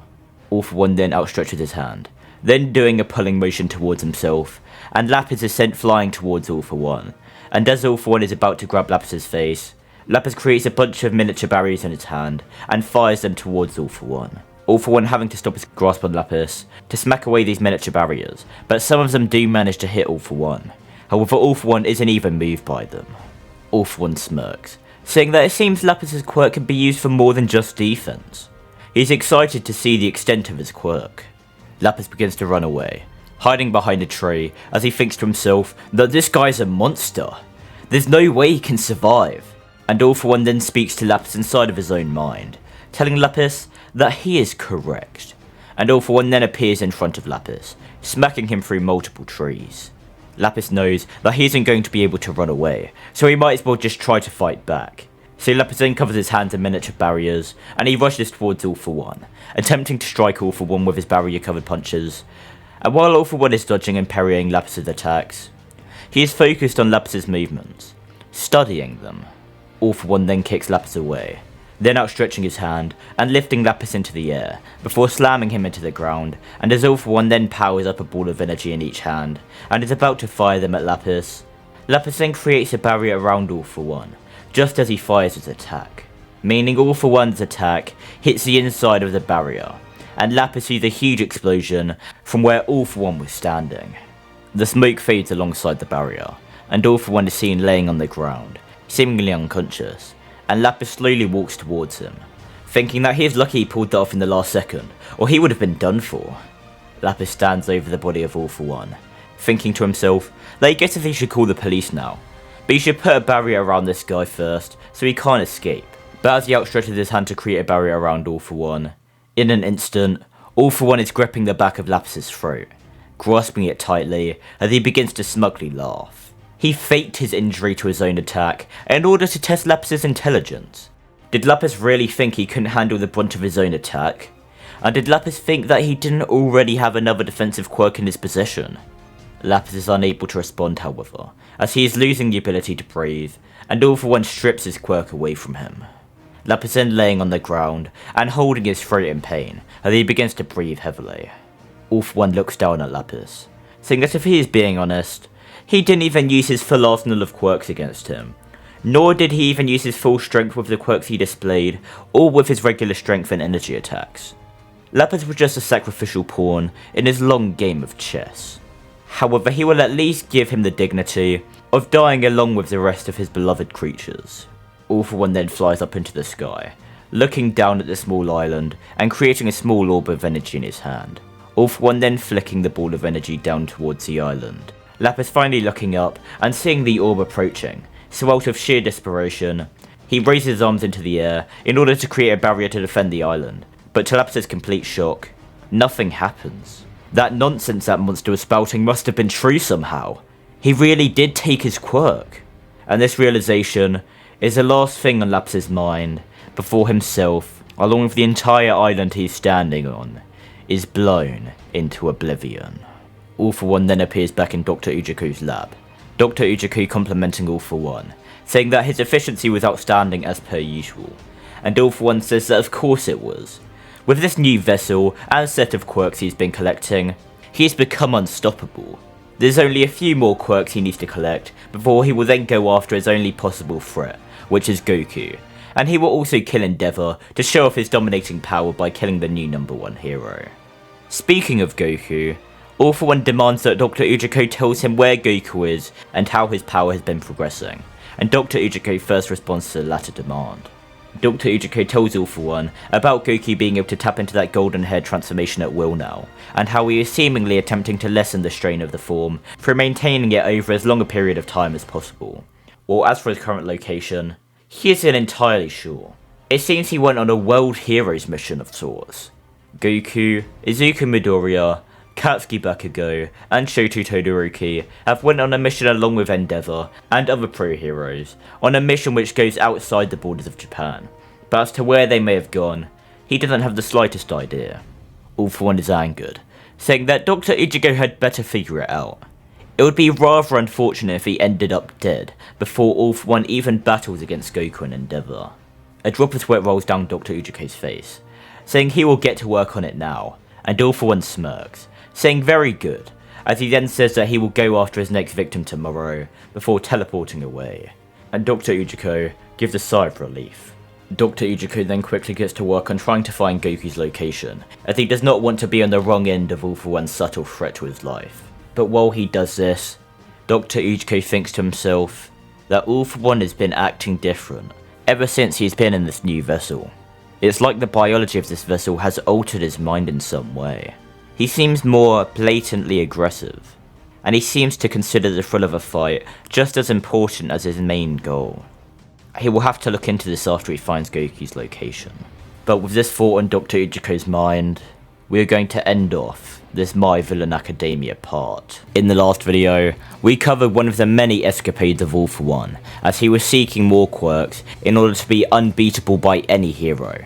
And while he was doing this, Goku went on a mission outside of Japan, along with Deku, Bakugo, and Todoroki. But now, they have finally returned to Japan, and are back in Endeavor's Hero Agency building. Now Goku is back in Japan, he can focus on that malicious energy he sensed before, so Goku begins to go into deep meditation while in the training room. Goku is trying to lock onto the energy he felt before, as he knows he needs to figure out what is going on before anything terrible happens. Goku is on the cusp of locking onto the energy, but then Goku hears the door to the room open, ruining his concentration, and Goku opens his eyes, seeing Momo as Momo runs up to Goku and hugs him, asking how he has been. Goku is confused, wondering what Momo is doing here, but Momo then says that she just wanted to see him. They haven't got the chance to see each other in person for a while, so she decided that she would come and see how he is doing. Goku says that he's really happy to see her, and as Goku is about to hug Momo, Goku senses danger, and he quickly wraps himself around Momo, shouting for her to get down, as the building around them explodes. Goku and Momo then open their eyes, Goku letting go of Momo as he sees the ruins of the building around them, and the dead bodies of Endeavor's sidekicks. Goku and Momo get worried about their friends being dead as well, but then they spot a giant dome of ice, and as it melts, they see Deku, Bakugo, Todoroki, and Endeavor standing there. Todoroki panting, and Endeavor diligently looking around. Goku and Momo run over to them, Goku asking Endeavor if he knows what happened, and Endeavor says no, but he then glares into the sky, and says but he assumes that man has something to do with it. Goku looks up, seeing the outline of a figure, but as Goku looks closely, the outline looks kind of familiar to his own. All For One then teleports in front of the group, greeting them, and then saying that he is surprised that they all survived. He knew Goku would, but not the rest. Everyone looks in shock, as someone who looks just like Goku is standing directly in front of them, and Goku asks who they really are. All For One telling them who he really is, and saying that he is here to take out the only person who could ever defeat him now, though he doubts that Goku could even touch him with the power he's acquired. Goku tells the others to stand back, cracking his neck and knuckles, and saying that he will deal with this pose for himself. Endeavor then telling Goku to not be so arrogant, but Goku looks to Endeavor, saying that if this guy is even remotely close to the same power as himself, then Endeavor stands no chance. That isn't being arrogant, it is just telling the truth. And besides, if he needs help, then he is free to jump in, but only if he needs help. Endeavor scoffs, wanting to argue, but knowing Goku is correct, so with that, Goku decides to make the first move, rushing towards All For One and punching him directly in the face. However, All For One isn't even moved, and All For One then grabs Goku's arm, before punching him in the gut and kicking him back. Goku smiles at this, thinking that he will finally have a challenge after so long, and Goku transforms into Super Saiyan, thinking to himself that he knows All For One will have multiple quirks. He just needs to bait him into using them so he can figure out what they are, and how to counter them. He can tell by the impact of his punch that All For One has the shock absorption quirk, but he has no clue how many quirks he has at his disposal. Goku tells Momo to create the thing, Momo nodding as she creates a red pole, and she throws it to Goku, Goku catching it and then throwing it directly towards All For One. All For One dodging out of the way, but then the pole extends, digging itself into the ground, and after that, Goku flies towards All For One, attempting to kick him in the face, but All For One dodges his kick as well. However, this was a part of Goku's plan, as he lands on the pole before bouncing back towards All For One at twice the speed, and landing a devastating blow to All For One's spine. All For One actually feeling this blow as he is slightly pushed back. All For One then begins to smile as well, thinking that he might actually be able to enjoy this battle, as he turns around, but as he is about to begin his assault on Goku, Endeavor has had enough of standing around, and shoots a ball of fire at All For One. All For One then creating a clone, which then shoots a ball of water directly at Endeavor's fire, cancelling it out. All For One then says that since Endeavor wants to get involved, he can fight his clone instead. The clone then grinning, as the clone then rushes towards Endeavor and the rest of the group, while the real All For One rushes towards Goku, and him and Goku begin to clash fists. Goku is surprised that All For One hasn't even transformed, and is keeping up with him in terms of strength. But All For One simply remarks that a simple strength quirk can really make all the difference. All For One then punches Goku in the jaw, pushing Goku back, and Goku then quickly powers up a Kamehameha, firing it at All For One, and All For One maniacally laughs, teleporting behind Goku, and he's about to hit Goku with an energy blast in the back. But Goku expected this, the direction of Goku's Kamehameha then changing as it kills directly to All For One, and hits him into the ground. Goku then flies into the air, getting ready for All For One's next attack, but then a bubble of water appears around Goku's head, and Goku struggles to hold his breath as All For One steps out of a crater in the ground, and is in Ikari. All For One laughs, saying that he knew fighting the real owner of this body would help him to unlock its true power, though he knows he is just touching the surface. All For One then electrifies a bubble of water as Goku screams, and the bubble of water then disappears as Goku begins to fall to the ground. All For One then flying in as he is about to hit Goku with a barrier covered punch, but Goku then bursts his aura and All For One is pushed back. Goku is hovering in the air and he tells All For One that he wasn't going all out against him, but now he will get serious. All For One saying that Goku is bluffing, but then Goku speed blitzes All For One, punching him in the stomach and knocking the wind out of him, before Goku then uppercuts All For One, and then Goku shoots a ball of ki into the air, which he redirects to slam All For One into the ground. Goku then flies towards All For One once again, ready to land another flurry of blows, but as Goku is about to punch All For One makes a barrier around himself, blocking Goku's punch, and the barrier then fades, with All For One rushing in and kneeing Goku in the face, before kicking him into the sky. Goku is confused. How did All For One just get stronger? And when Goku looks at All For One, he seems completely uninjured. All For One smirks, looking at his hands, as he is glad he stole a regeneration quirk, as even a shock absorption wasn't enough to handle the strength of those blows. Goku is irritated that he didn't catch on sooner, and All For One notices Goku's power slightly spike when this happened, intriguing All For One as he wishes to test something out. All For One rushes towards Goku once again, Goku doing the same, and he begins to brutally beat down All For One.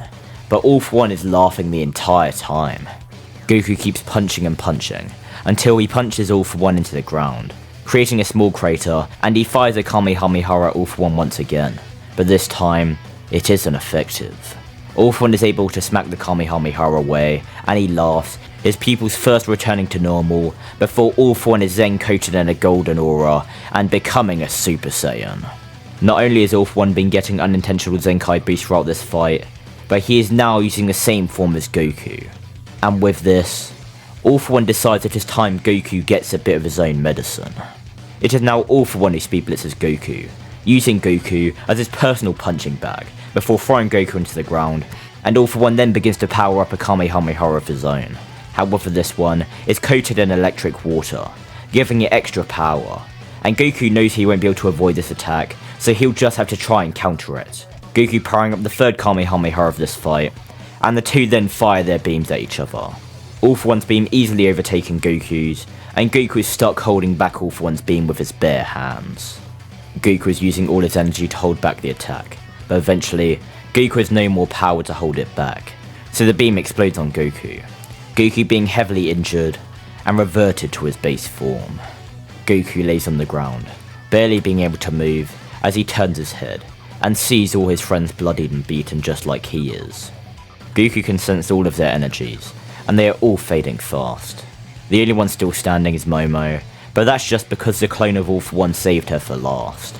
The clone All For One then grabs Momo by the back of the neck, and the real All For One forces Goku to not turn away from what is about to happen. Momo stares at Goku, with tears in her eyes, saying that she loves him. Every moment she has spent with Goku has been the best moments of her life. She is always smiling when she's around him. She always wishes Goku to be happy, even if it means she isn't. She never thought she deserved Goku. Even now, she still doesn't believe she does. But Goku just makes her feel a way that nobody else ever has. Tears continue to pour out of her eyes as she says that she just wants to be there for Goku. She wants to be the shoulder he can cry on, and she wants to make him happy the way he has done for her. Momo's final words to Goku are, "I could never live without you," as Clone All For One stops her from saying any more, as he crushes Momo's throat, and she dies. No resurrection this time. All For One says that he did Goku a favour. She was never going to stop talking at that rate. He's sure she had so much more left to say, but unfortunately, he just had to cut her off. All For One, along with his clone, began to laugh, Goku's expression being one of pure shock as tears flow down his face, like his eyes are waterfalls. All For One slowly walks to his clone, saying that he has done well, but as he continues to walk towards his clone, he stops, as it feels like the entire planet is shaking. All For One turns around, seeing Goku standing up as he pictures every single moment he spent with Momo inside of his mind. Goku then looks to Deku, Bakugo, and Todoroki, thinking that if he fails, then his friends will die as well.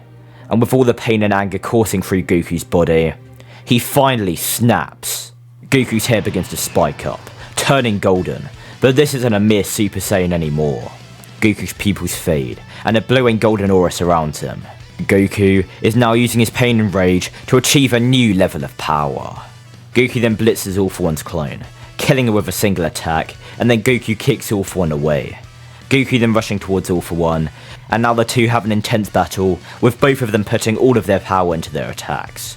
All For One creating barriers to block Goku's punches, but Goku then punches through all of the barriers, and sends All For One flying.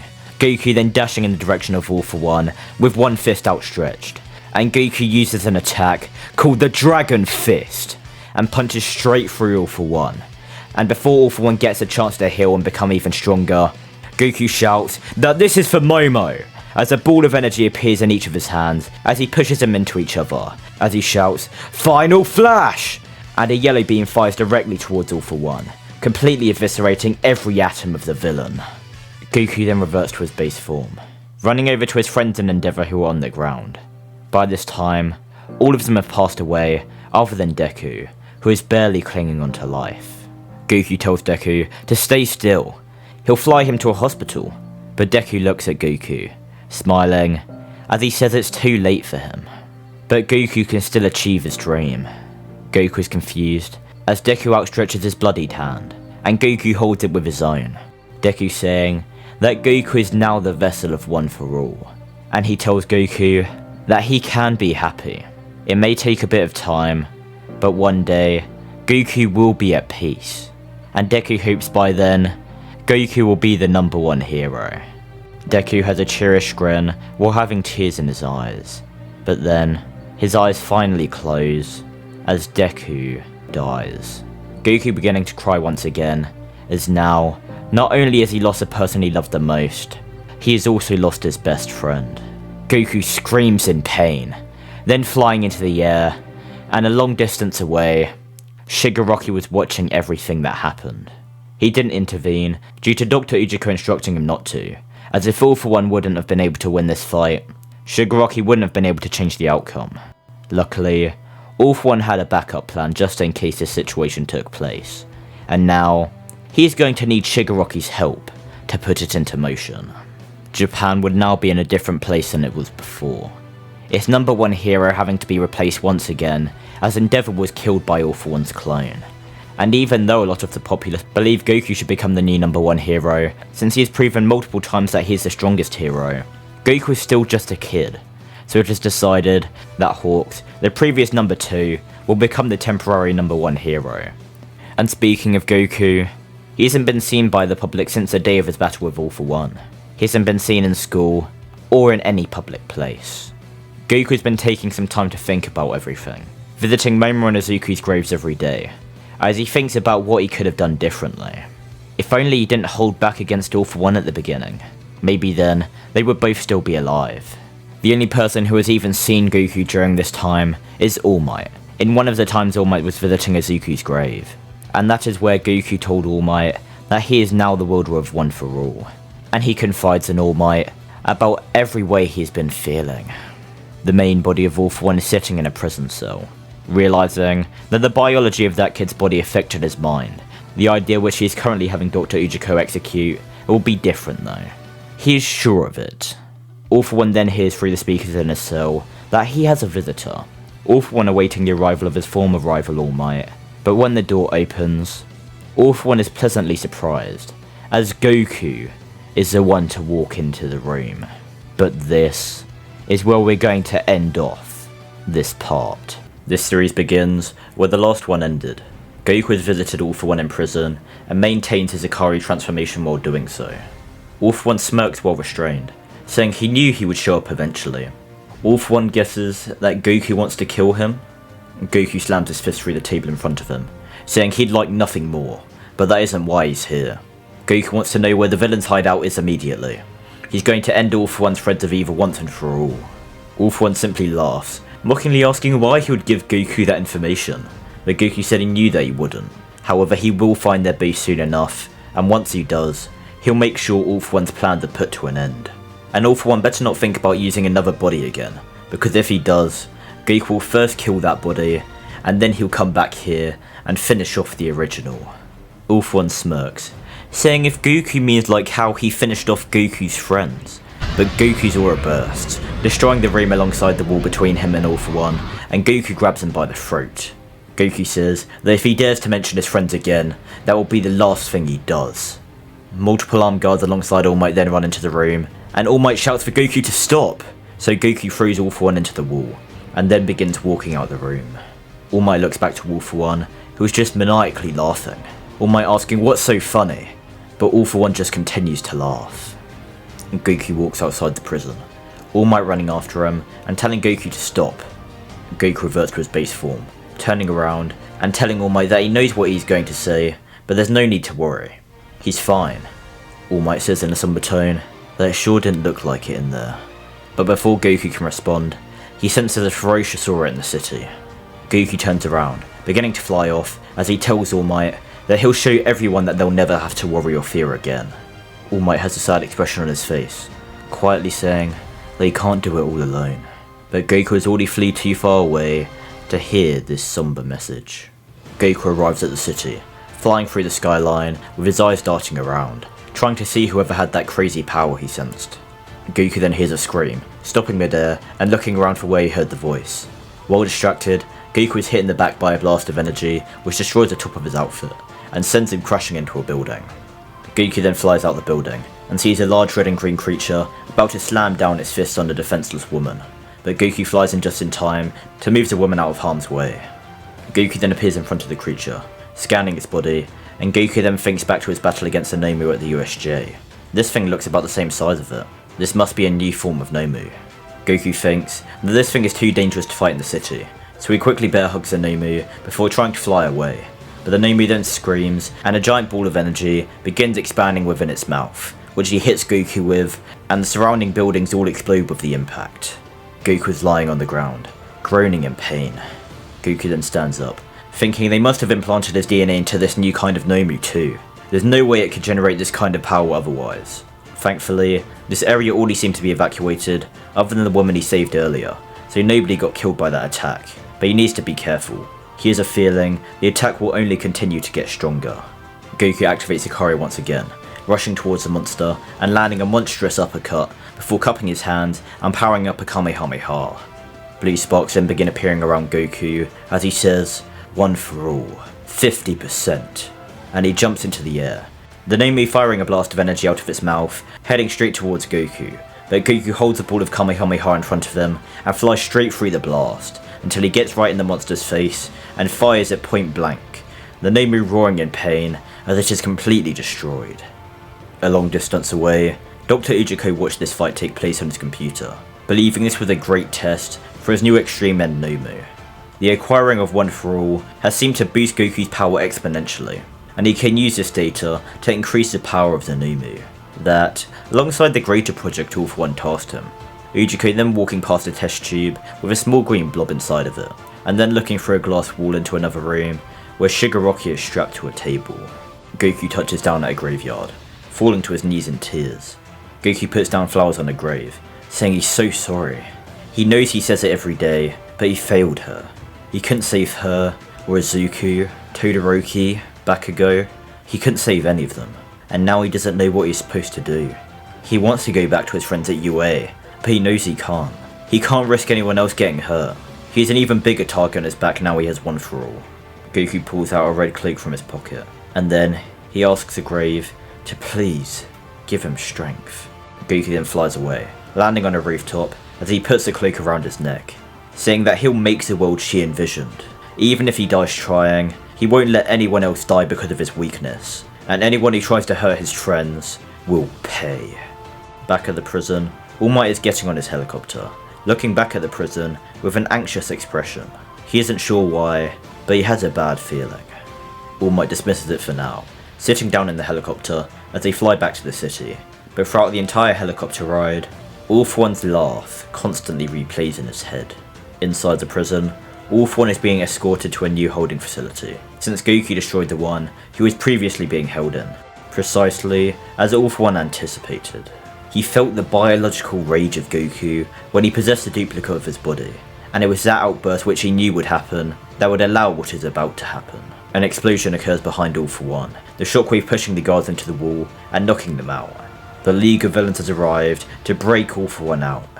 Spinner cuts off All For One's quirk cancelling cuffs, and All For One then snaps his fingers, creating a giant shockwave which destroys the entire prison structure, letting out all the inmates, who then all run around, causing chaos.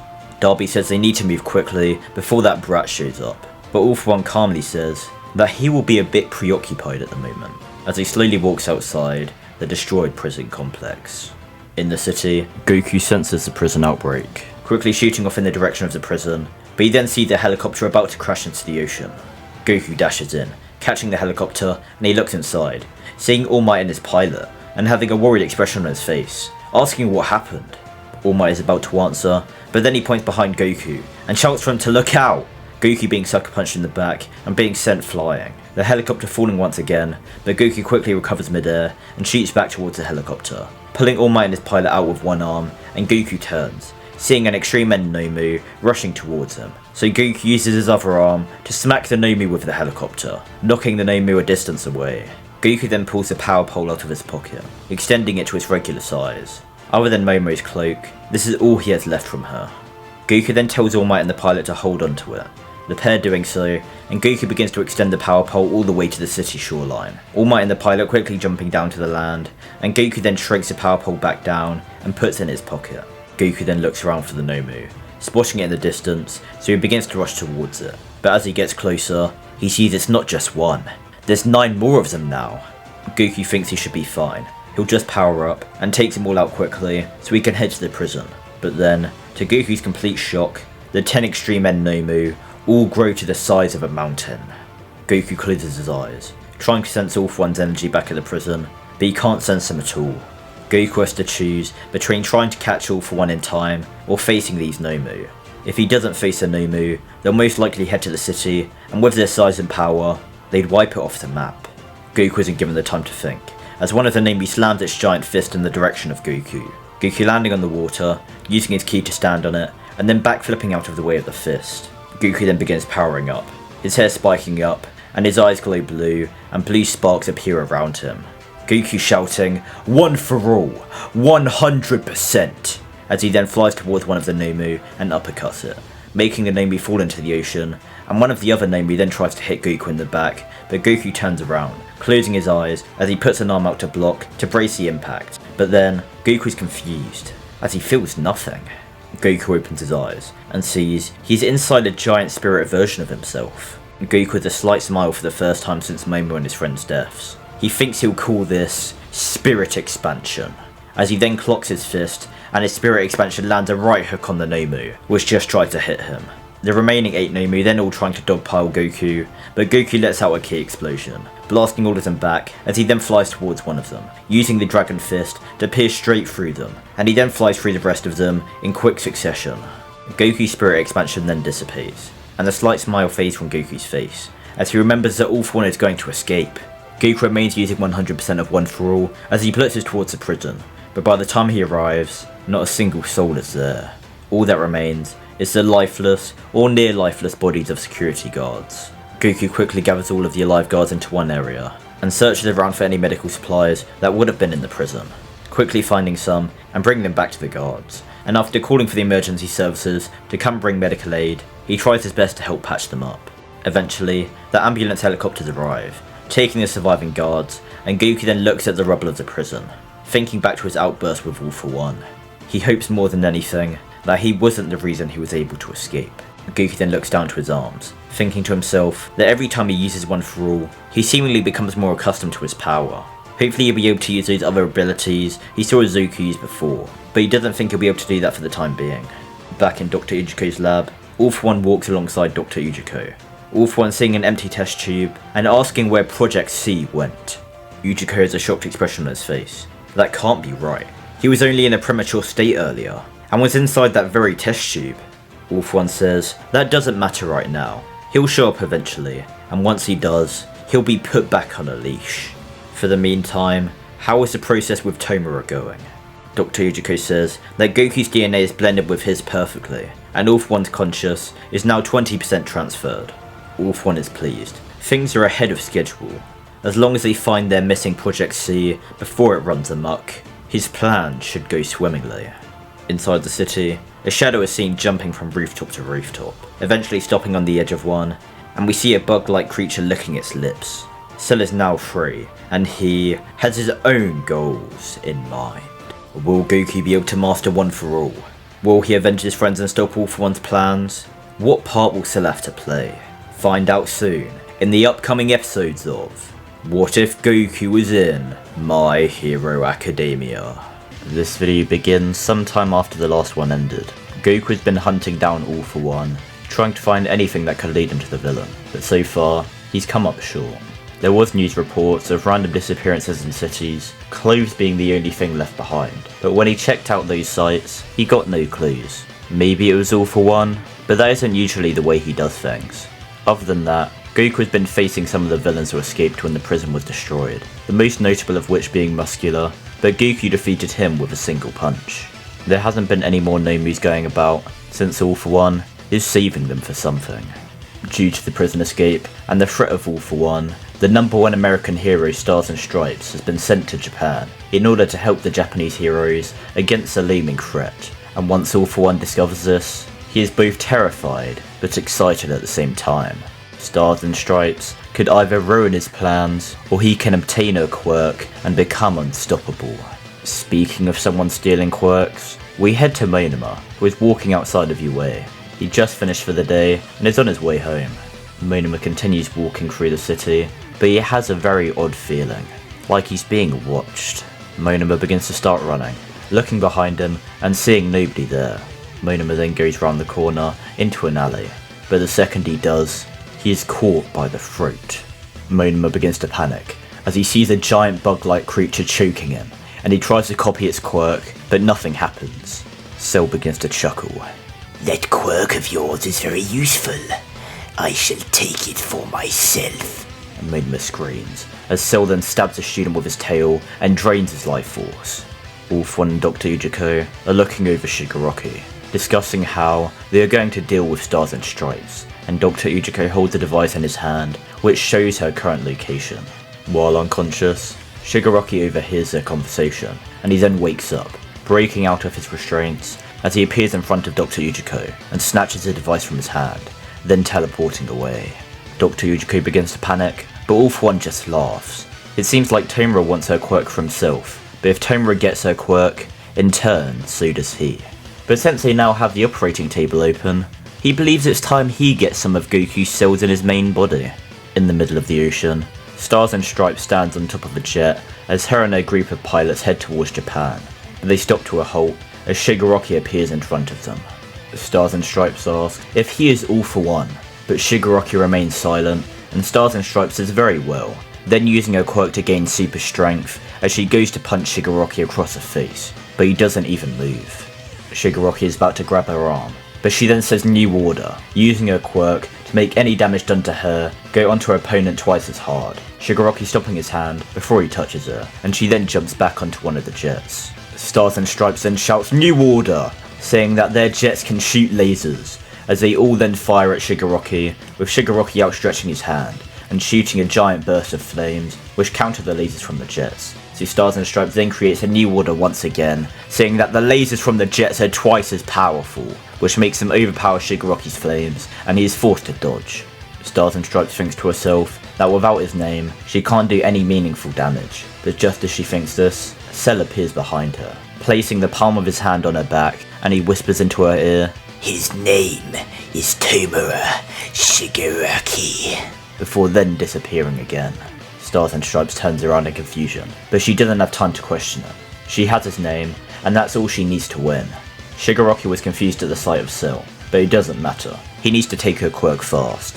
He expects that Goku will be there any minute. Stars and Stripes then uses New Order once again, this time saying that Tomura Shigaraki's heart will stop if he moves from his current position. Shigaraki moves anyway, his heart stopping, and Stars and Stripes calls him a fool, but Shigaraki just thinks to himself that he'll need to take her quirk and kill her in the short time he has before he dies from his heart stopping. In the city, Goku senses a commotion, and he begins to head into the direction of the battle, but Cell then catches his leg and throws him into a building. Goku flies out the building, angry, and he sees Cell, thinking he doesn't have time for this, so he's about to transform into Super Saiyan to deal with Cell quickly, but Cell says, "New order. Goku can't transform." So as Goku tries to power up, nothing happens. Cell copies Stars and Stripes' quirk, knowing if he tried to steal it there, Shigaraki would have killed him as he attempted it, so he just copied it for now, and they will use it to try kill Goku for the couple minutes he has the quirk, so Goku can't interfere with his plans in the future. Goku doesn't know what this thing did, but he stopped him from transforming somehow. He looks similar to the Extreme End Nomu, but he doesn't seem like an ordinary Nomu. Goku wants to finish this fight as fast as possible, so he uses 100% of One For All and rushes towards Cell, throwing a punch, which Cell blocks, and Cell then tries to counter with his own, but Goku blocks that, and the pair then both throw punches towards each other at the same time, and they both hit each other across the face, knocking each other back. Goku thinks to himself that this thing's certainly stronger than the Nomu he's faced as well, but while he's distracted by his thoughts, Cell creates a bubble of water around Goku's head, which begins to drown him. This nearly worked on Goku before, when All For One used it against him, so maybe it will be able to finish him off now. Goku struggles to breathe, getting flashbacks of when he fought All For One.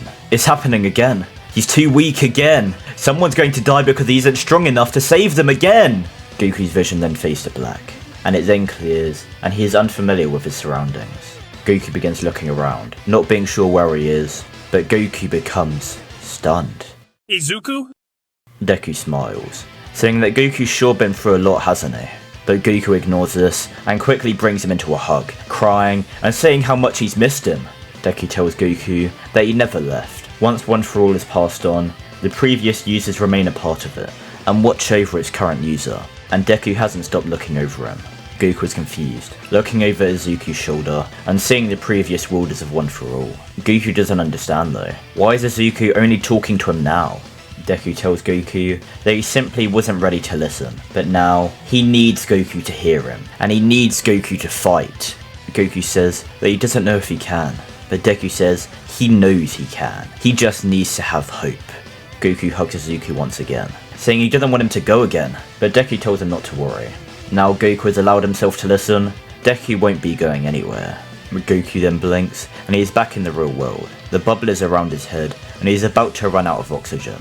Goku then aims one of his hands at his head, and uses 1% of One For All to flick towards it, making the bubble of water fly away. Cell is annoyed, but Goku then appears in front of him, and uses 100% of One For All to land a Detroit Smash right on his face, sending him flying into the ground. Cell coughs out blood, and says, "New order. Goku is weak to electricity." Goku then begins flying towards Cell, and Cell shoots a bolt of lightning at him, which Goku tries to smack away, but once it connects, Goku is hurt immensely, and begins falling out of the air. Cell then flying towards them to attack once again, but Deku tells Goku to do it now! So he begins to power up a Kamehameha, and he quickly turns to fire it towards Cell. Cell quickly saying, "New order. I am durable against energy-based attacks." Cell's time limit for copying New Order then runs out. Cell hoping Goku won't realise, but Deku tells Goku that Goku's energy seems to have shifted. He should try transforming again. Goku attempts it, becoming a Super Saiyan, and he blitzes towards Cell. But just before he hits him, Cell quickly teleports away.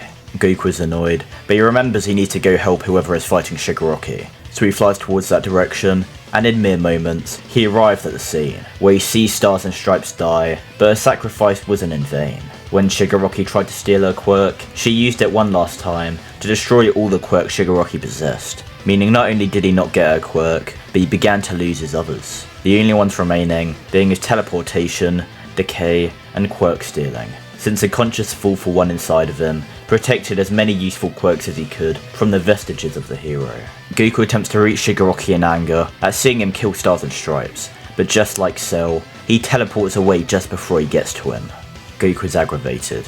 What is it with these guys having teleportation? Goku reverts to his base form, wishing he got there sooner, but Deku tells him not to beat himself up about it.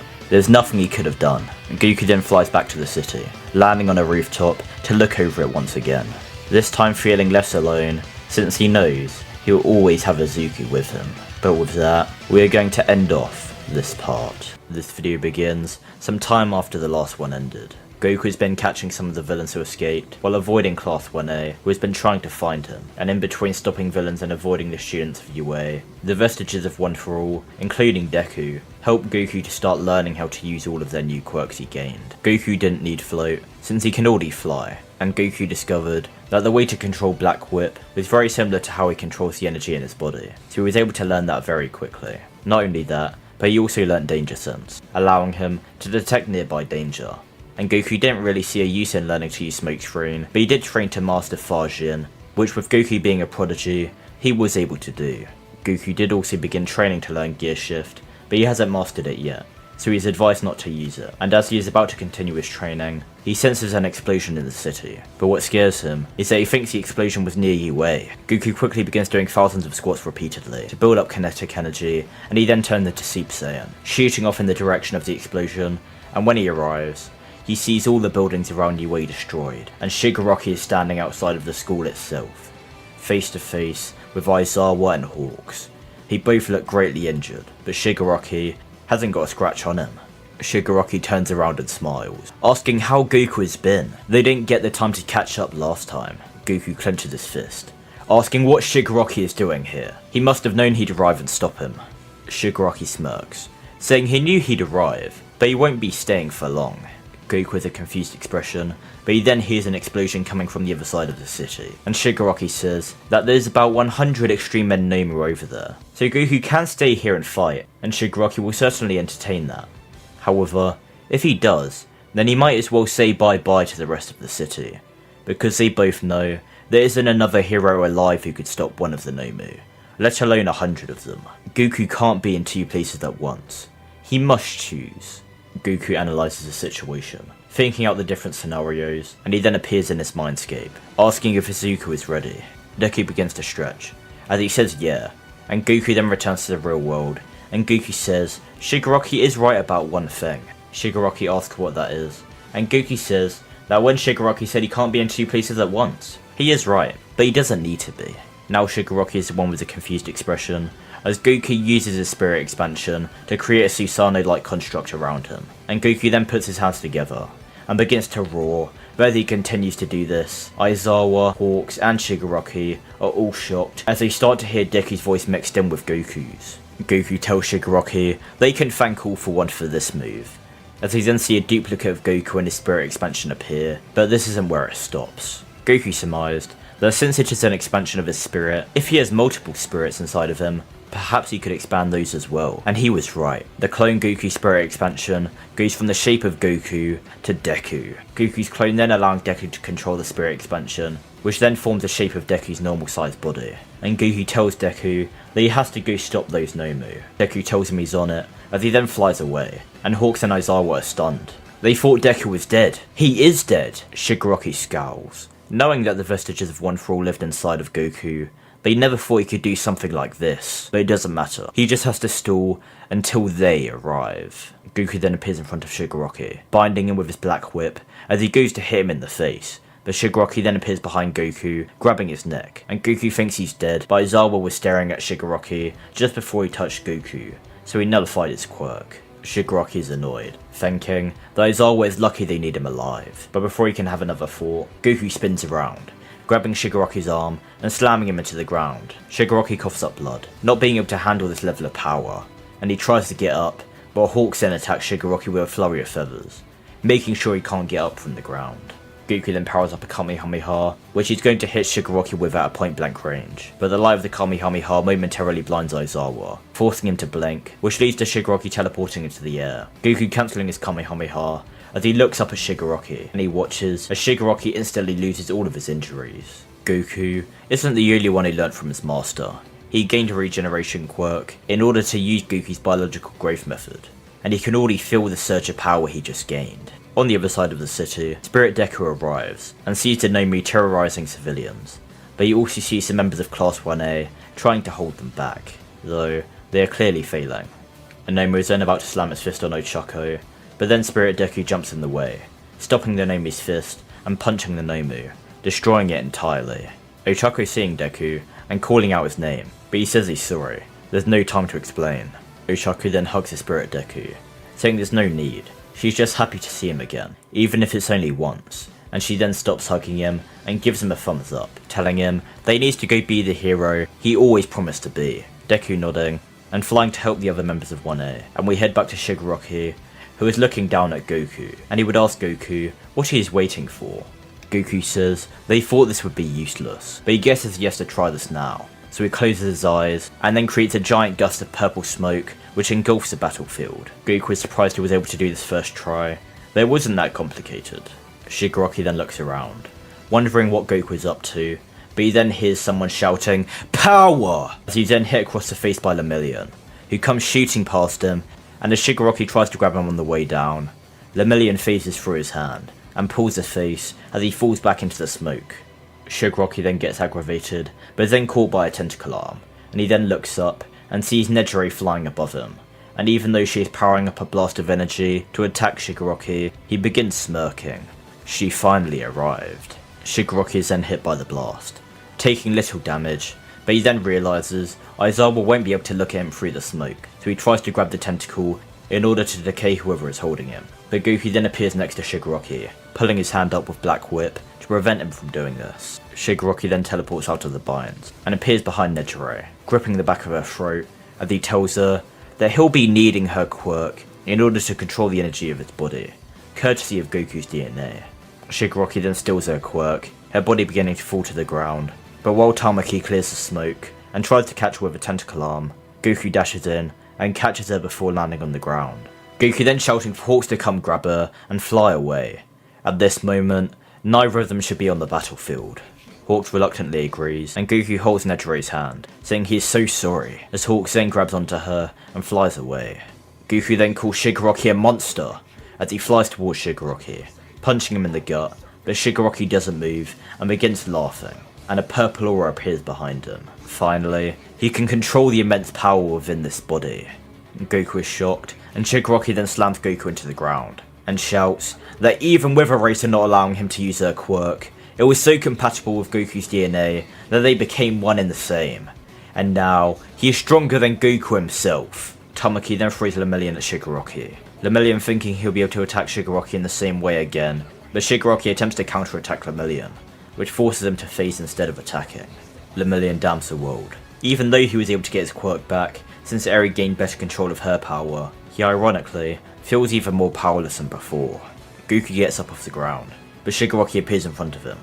Aizawa's eyes quickly darting to Shigaraki to make sure he doesn't lose sight of them, and Shigaraki then punches Goku in the gut, while Goku punches him in the face. Goku says that Shigaraki may be strong, but he will never be stronger than him. He has to be the strongest, so he can fulfill the dream of his friend, who never got the chance to achieve the dream himself. He made a promise to become the #1 hero, and he won't break that promise. Goku and Shigaraki then begin trading blows, the shockwaves forcing Lemillion and Tamaki to get back, and Aizawa is struggling not to blink, so Shigaraki can't heal himself. Goku and Shigaraki seem to be evenly matched, both of them taking a lot of hits, but Goku's skill is superior, so he does have the edge. Goku then looks over Shigaraki's shoulder, seeing Aizawa, and he sees Cell appearing behind him. Goku shouting for Aizawa to watch out, but before Aizawa can react, Cell stabs him with his tail, and steals his quirk before teleporting away. Shigaraki then begins to try and grab onto Goku, but Goku closes his eyes, realising he's been ignoring his danger sense this entire time, so he decides to clear all of his other senses so he can focus on purely that, and he uses it to dodge every single attack. Goku then stacks 100% of One For All on top of Super Saiyan, and now begins attacking back while continuing to dodge. Shigaraki keeps healing after every strike, but he still can't land a strike of his own. Goku's strikes keep getting faster and faster, eventually becoming so fast that he damages Shigaraki faster than he can regenerate, and while he continues to attack with one hand, he begins to power up a one-handed Kamehameha in the other. Goku then brings his hand forward, and fires a one-handed Kamehameha right in Shigaraki's face, but a millisecond before it hits, Shigaraki teleports away, fleeing the scene. Goku reverts to base, breathing heavily. He hasn't had to go all out ever since his battle with All For One. He forgot what it felt like to be truly hurt. Goku then runs over to Aizawa, checking if he is okay, but he says he's fine. Miria helped him get to safety. Aizawa then asks if Goku will be leaving again, and Goku says he has to. He may have not been the reason they came this time, but he would be next time if he stayed. Aizawa understands, but he leaves Goku with one final message: win. Goku nods, flying off, and arriving to see Deku finish off the final Nomu. Deku's spirit then disappears, becoming Goku's clone once again, which then disappears shortly after. Deku, now back in Goku's mind, says that was very risky. Goku has to split his power in half in order to clone himself like that. How did he know he could still beat Shigaraki, even at only 50%? Goku simply said he didn't know if he could, but he knew he had to. But he still needs to finish him off for good, along with All For One, and he isn't sure if Cell is even affiliated with them, but he needs to be prepared. Goku then sees Ochako helping the final civilians out of the rubble, and Deku says that he could go talk to her, to all of them, but Goku says they both know that isn't an option. He won't let anyone else die because they are close to him. Even Nejire, who was like a mentor to him, had her quirk stolen because they realised if her quirk was similar enough to help teach him, it would be similar enough to help them control his power, which they somehow seem to keep getting a hold of. Goku then flies away before anyone sees him, and lands on top of a rooftop, taking in the air and knowing that he will be ready for his final encounter with the villains. And with that, we're going to end off this part. This video begins a month after the last video ended. Throughout this time, Goku has been hunting down All For One and Shigaraki as a priority, but also keeping an eye out for Cell, as he is a wild card, which could make his life a lot more difficult. However, Goku was unable to find anything which could lead him to them, and Goku is uneasy as his danger sense has been acting up constantly for the past 2 weeks, warning him of an imminent threat which could arise at any moment. Goku is in a deep meditation, speaking with Midoriya as they speculate as to what threat Danger Sense is warning him about. They might be going after the school again. Maybe, but I think that's too risky for them. You are their main target. Other heroes getting involved could mess up their plans. They will most likely try to get you alone. Maybe they will create a distraction like they did last time. However, this time it'll be the heroes they are trying to distract, making it impossible for them to intervene. You might be right, but...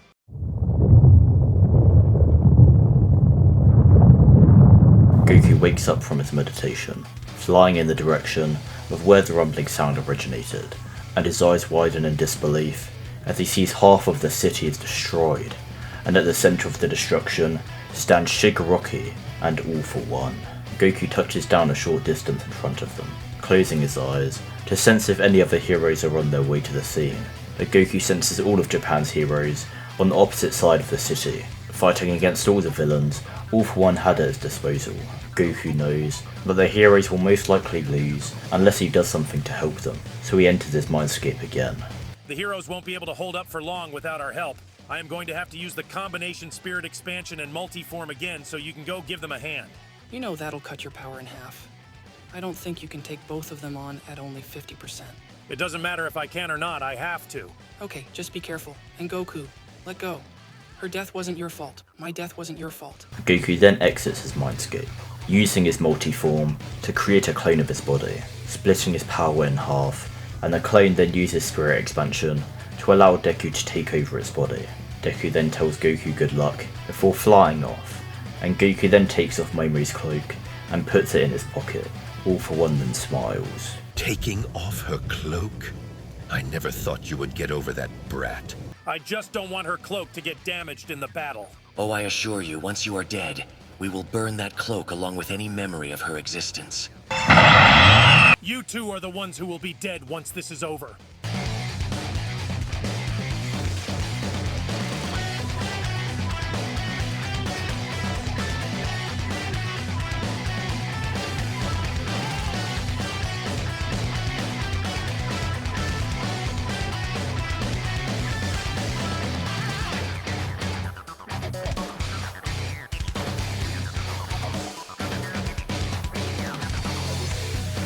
My attacks are connecting, but they're doing no damage. I have to think of something fast. Mind if I join in? You guys look like you were having so much fun. Ah, if it isn't Cell, it seems like you remembered your place at your creator's side. Not exactly, but Goku is an obstacle for both of our goals, so I believe a temporary alliance wouldn't hurt. How disappointing, but very well. We will work together to kill Goku, but then I will put an end to you myself. We shall see. Come on then, I can take all three of you! On the other side of the city, Deku is fighting with the army of heroes against the rampaging villains. But suddenly, Deku sees a news report about Goku's fight. Goku is out of breath and is low on energy, so much so that he is back in his base form. Goku is no match for the three villains at once, especially with only 50% of its power. All For One and Shigaraki become distracted with their victory, and Cell smirks, as this is exactly what he has been waiting for. Cell first comes up behind Shigaraki, engulfing him with his tail, and All For One doesn't even realise what's going on, as he is too busy gloating about his victory, and once he finally realises what is going on, it's too late, as Cell absorbs him as well. Goku's eyes widen as he witnesses Cell's transformation, and he is left stunned at the energy levels Cell is giving off. You should be honored, Goku. You get to witness perfection before your death. Cell then activates Eraser's quirk, making it so Goku can't use One for All, which forces Deku's vestige to disappear, and then the half of Goku's energy that Deku was using returns to Goku's body. But even with that, Goku doesn't think he'll be able to win. He's still fairly drained and can't even use One for All. Behind some rubble, All Might points the gun at Cell. All Might then fires at Cell, Cell being hit in the back of the neck, and Cell begins to smirk, thinking the wound will regenerate due to the quirk Shigaraki stole, but it doesn't. Cell then blitzes in front of All Might. What did you do? All Might smirks. Quirk erasing bullet. Goku is about to rush towards Cell in an attempt to stop the inevitable, but just before he can, Cell then kills All Might with a single punch. No matter. Even without quirks, I still have enough power to defeat What is going on? You ruthless, heartless bastard! I will make you suffer!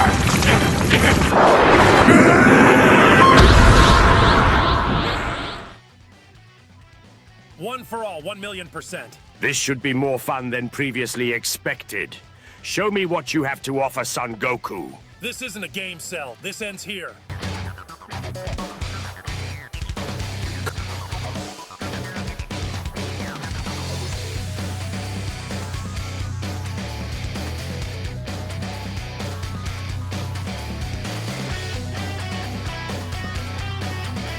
Let's end this with a final attack. Prove who is truly the strongest. So be it.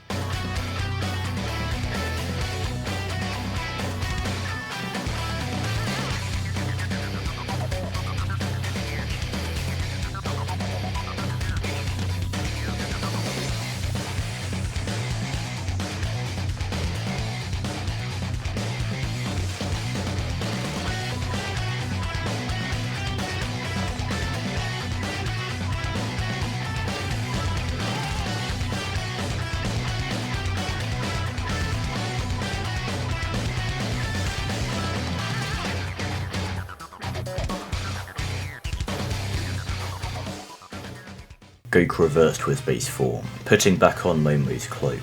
He put an end to the greatest villains the world has ever seen, but now, most of the city is destroyed, far beyond repair, and everyone he cared about is dead. Before Goku can think about it anymore, he passes out due to exhaustion, and sometime later, he wakes up in the hospital area with Inoue, and Hatsume is standing over him. Goku gets up, asking why she is there, and Hatsume cheerfully tells Goku to follow her. Goku is confused, but obliges, walking behind her into her lab, and Goku sees a massive ship-like object in the middle of the room. Goku asks what the object is, and Hatsume says it is her greatest invention, the time machine. Goku's eyes widen, not thinking it's possible, and Goku asks her why she is showing him this. Hatsume tells Goku that she never actually tested the time machine, since there's a 70% chance that whoever uses it could have their body teared apart completely. However, due to all the damage done to the city, she believed it may be the time to test it out. However, she certainly doesn't want to risk her own life testing it, which is why Goku is there. The question is Goku ready to risk his life in order to test it? Without hesitation, Goku immediately says yes, gripping Momo's cloak tightly. Hatsume and Goku then set the time and date for when Goku was to arrive, the day his closest friends died at the hands of All For One, and he will arrive 1 hour before it all goes down. Goku gets into the time machine, Hatsume asking if he is ready, and Goku says yes, it's going to work, it has to. Goku and the time machine then disappear, reappearing in UA in the past, and Goku is amazed. It really seems like it worked. Goku then takes action, flying to All For One's hidden lab, as he could sense Shigaroki's energy there, and he not only wipes out Shigaroki immediately, but he also takes out the cell that is inside this incubation pod, along with the rest of the lab. Goku was hoping All For One would be there, but it appears he must have already went to the part of the city where everything goes down. Goku then hears a massive explosion, signifying the beginning of the massive battle, and he flies in the direction of it, seeing his past self taking on All For One, while All For One's clone takes on Endeavor, Bakugo, Todoroki, and Momo. She is just as beautiful as he remembered. Goku knows his past self will hold his own for the time being, so he decides to deal with All For One's clone first, knowing his friends won't be able to otherwise. Endeavor and Todoroki are firing a joint flame blast at All For One's clone, forcing him to block, and Bakugo adds his explosion to the blast, making the clone get sent flying into a building. The clone then dashes back towards them, but Deku catches him with his black whip, trying to hold them back, but as the clone is about to break out of the binds, Goku appears and uses Black Whip to continue restraining the clone. Everyone is confused. They thought Goku was dealing with the real All For One, and why does he look different, older? And how is he using Black Whip? But Goku says he'll explain after, but they need to finish the clone now. Endeavor, Todoroki and Bakugo all fire their conjoint blast again, the clone not being able to block this time, so it gets completely erased by the scorching heat of the blast. And then, everyone takes a deep breath, before all looking to Goku and asking what is going on. Goku then brings them all into a group hug, tears falling from his eyes, as he says it's so good to see them all again. He is from the future, and in his future, all 5 of them died, but this time, he will make sure things turn out differently.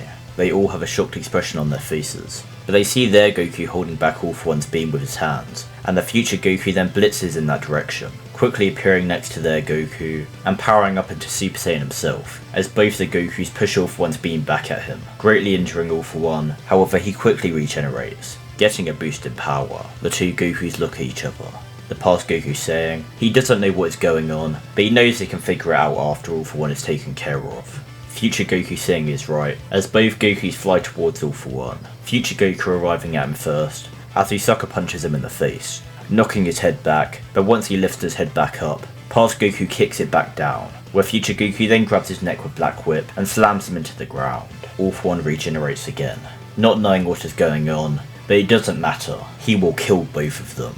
All For One powers up a Kamehameha, aiming at the two Goku standing before him, while the past Goku powers up a Kamehameha as well. Future Goku powers up a Final Flash, and as All For One fires his Kamehameha at the duo, they fire a final Kamehameha back at him, swiftly overwhelming All For One's beam and atomizing the Saiyan imposter. After he is taken care of, Goku pats his past self on the back, telling him well done. Past Goku says now he can explain what is going on, but Future Goku says that he isn't sure he has time to. He doesn't know how this whole time travel thing works, but he could disappear any moment, so he needs to do some things quickly.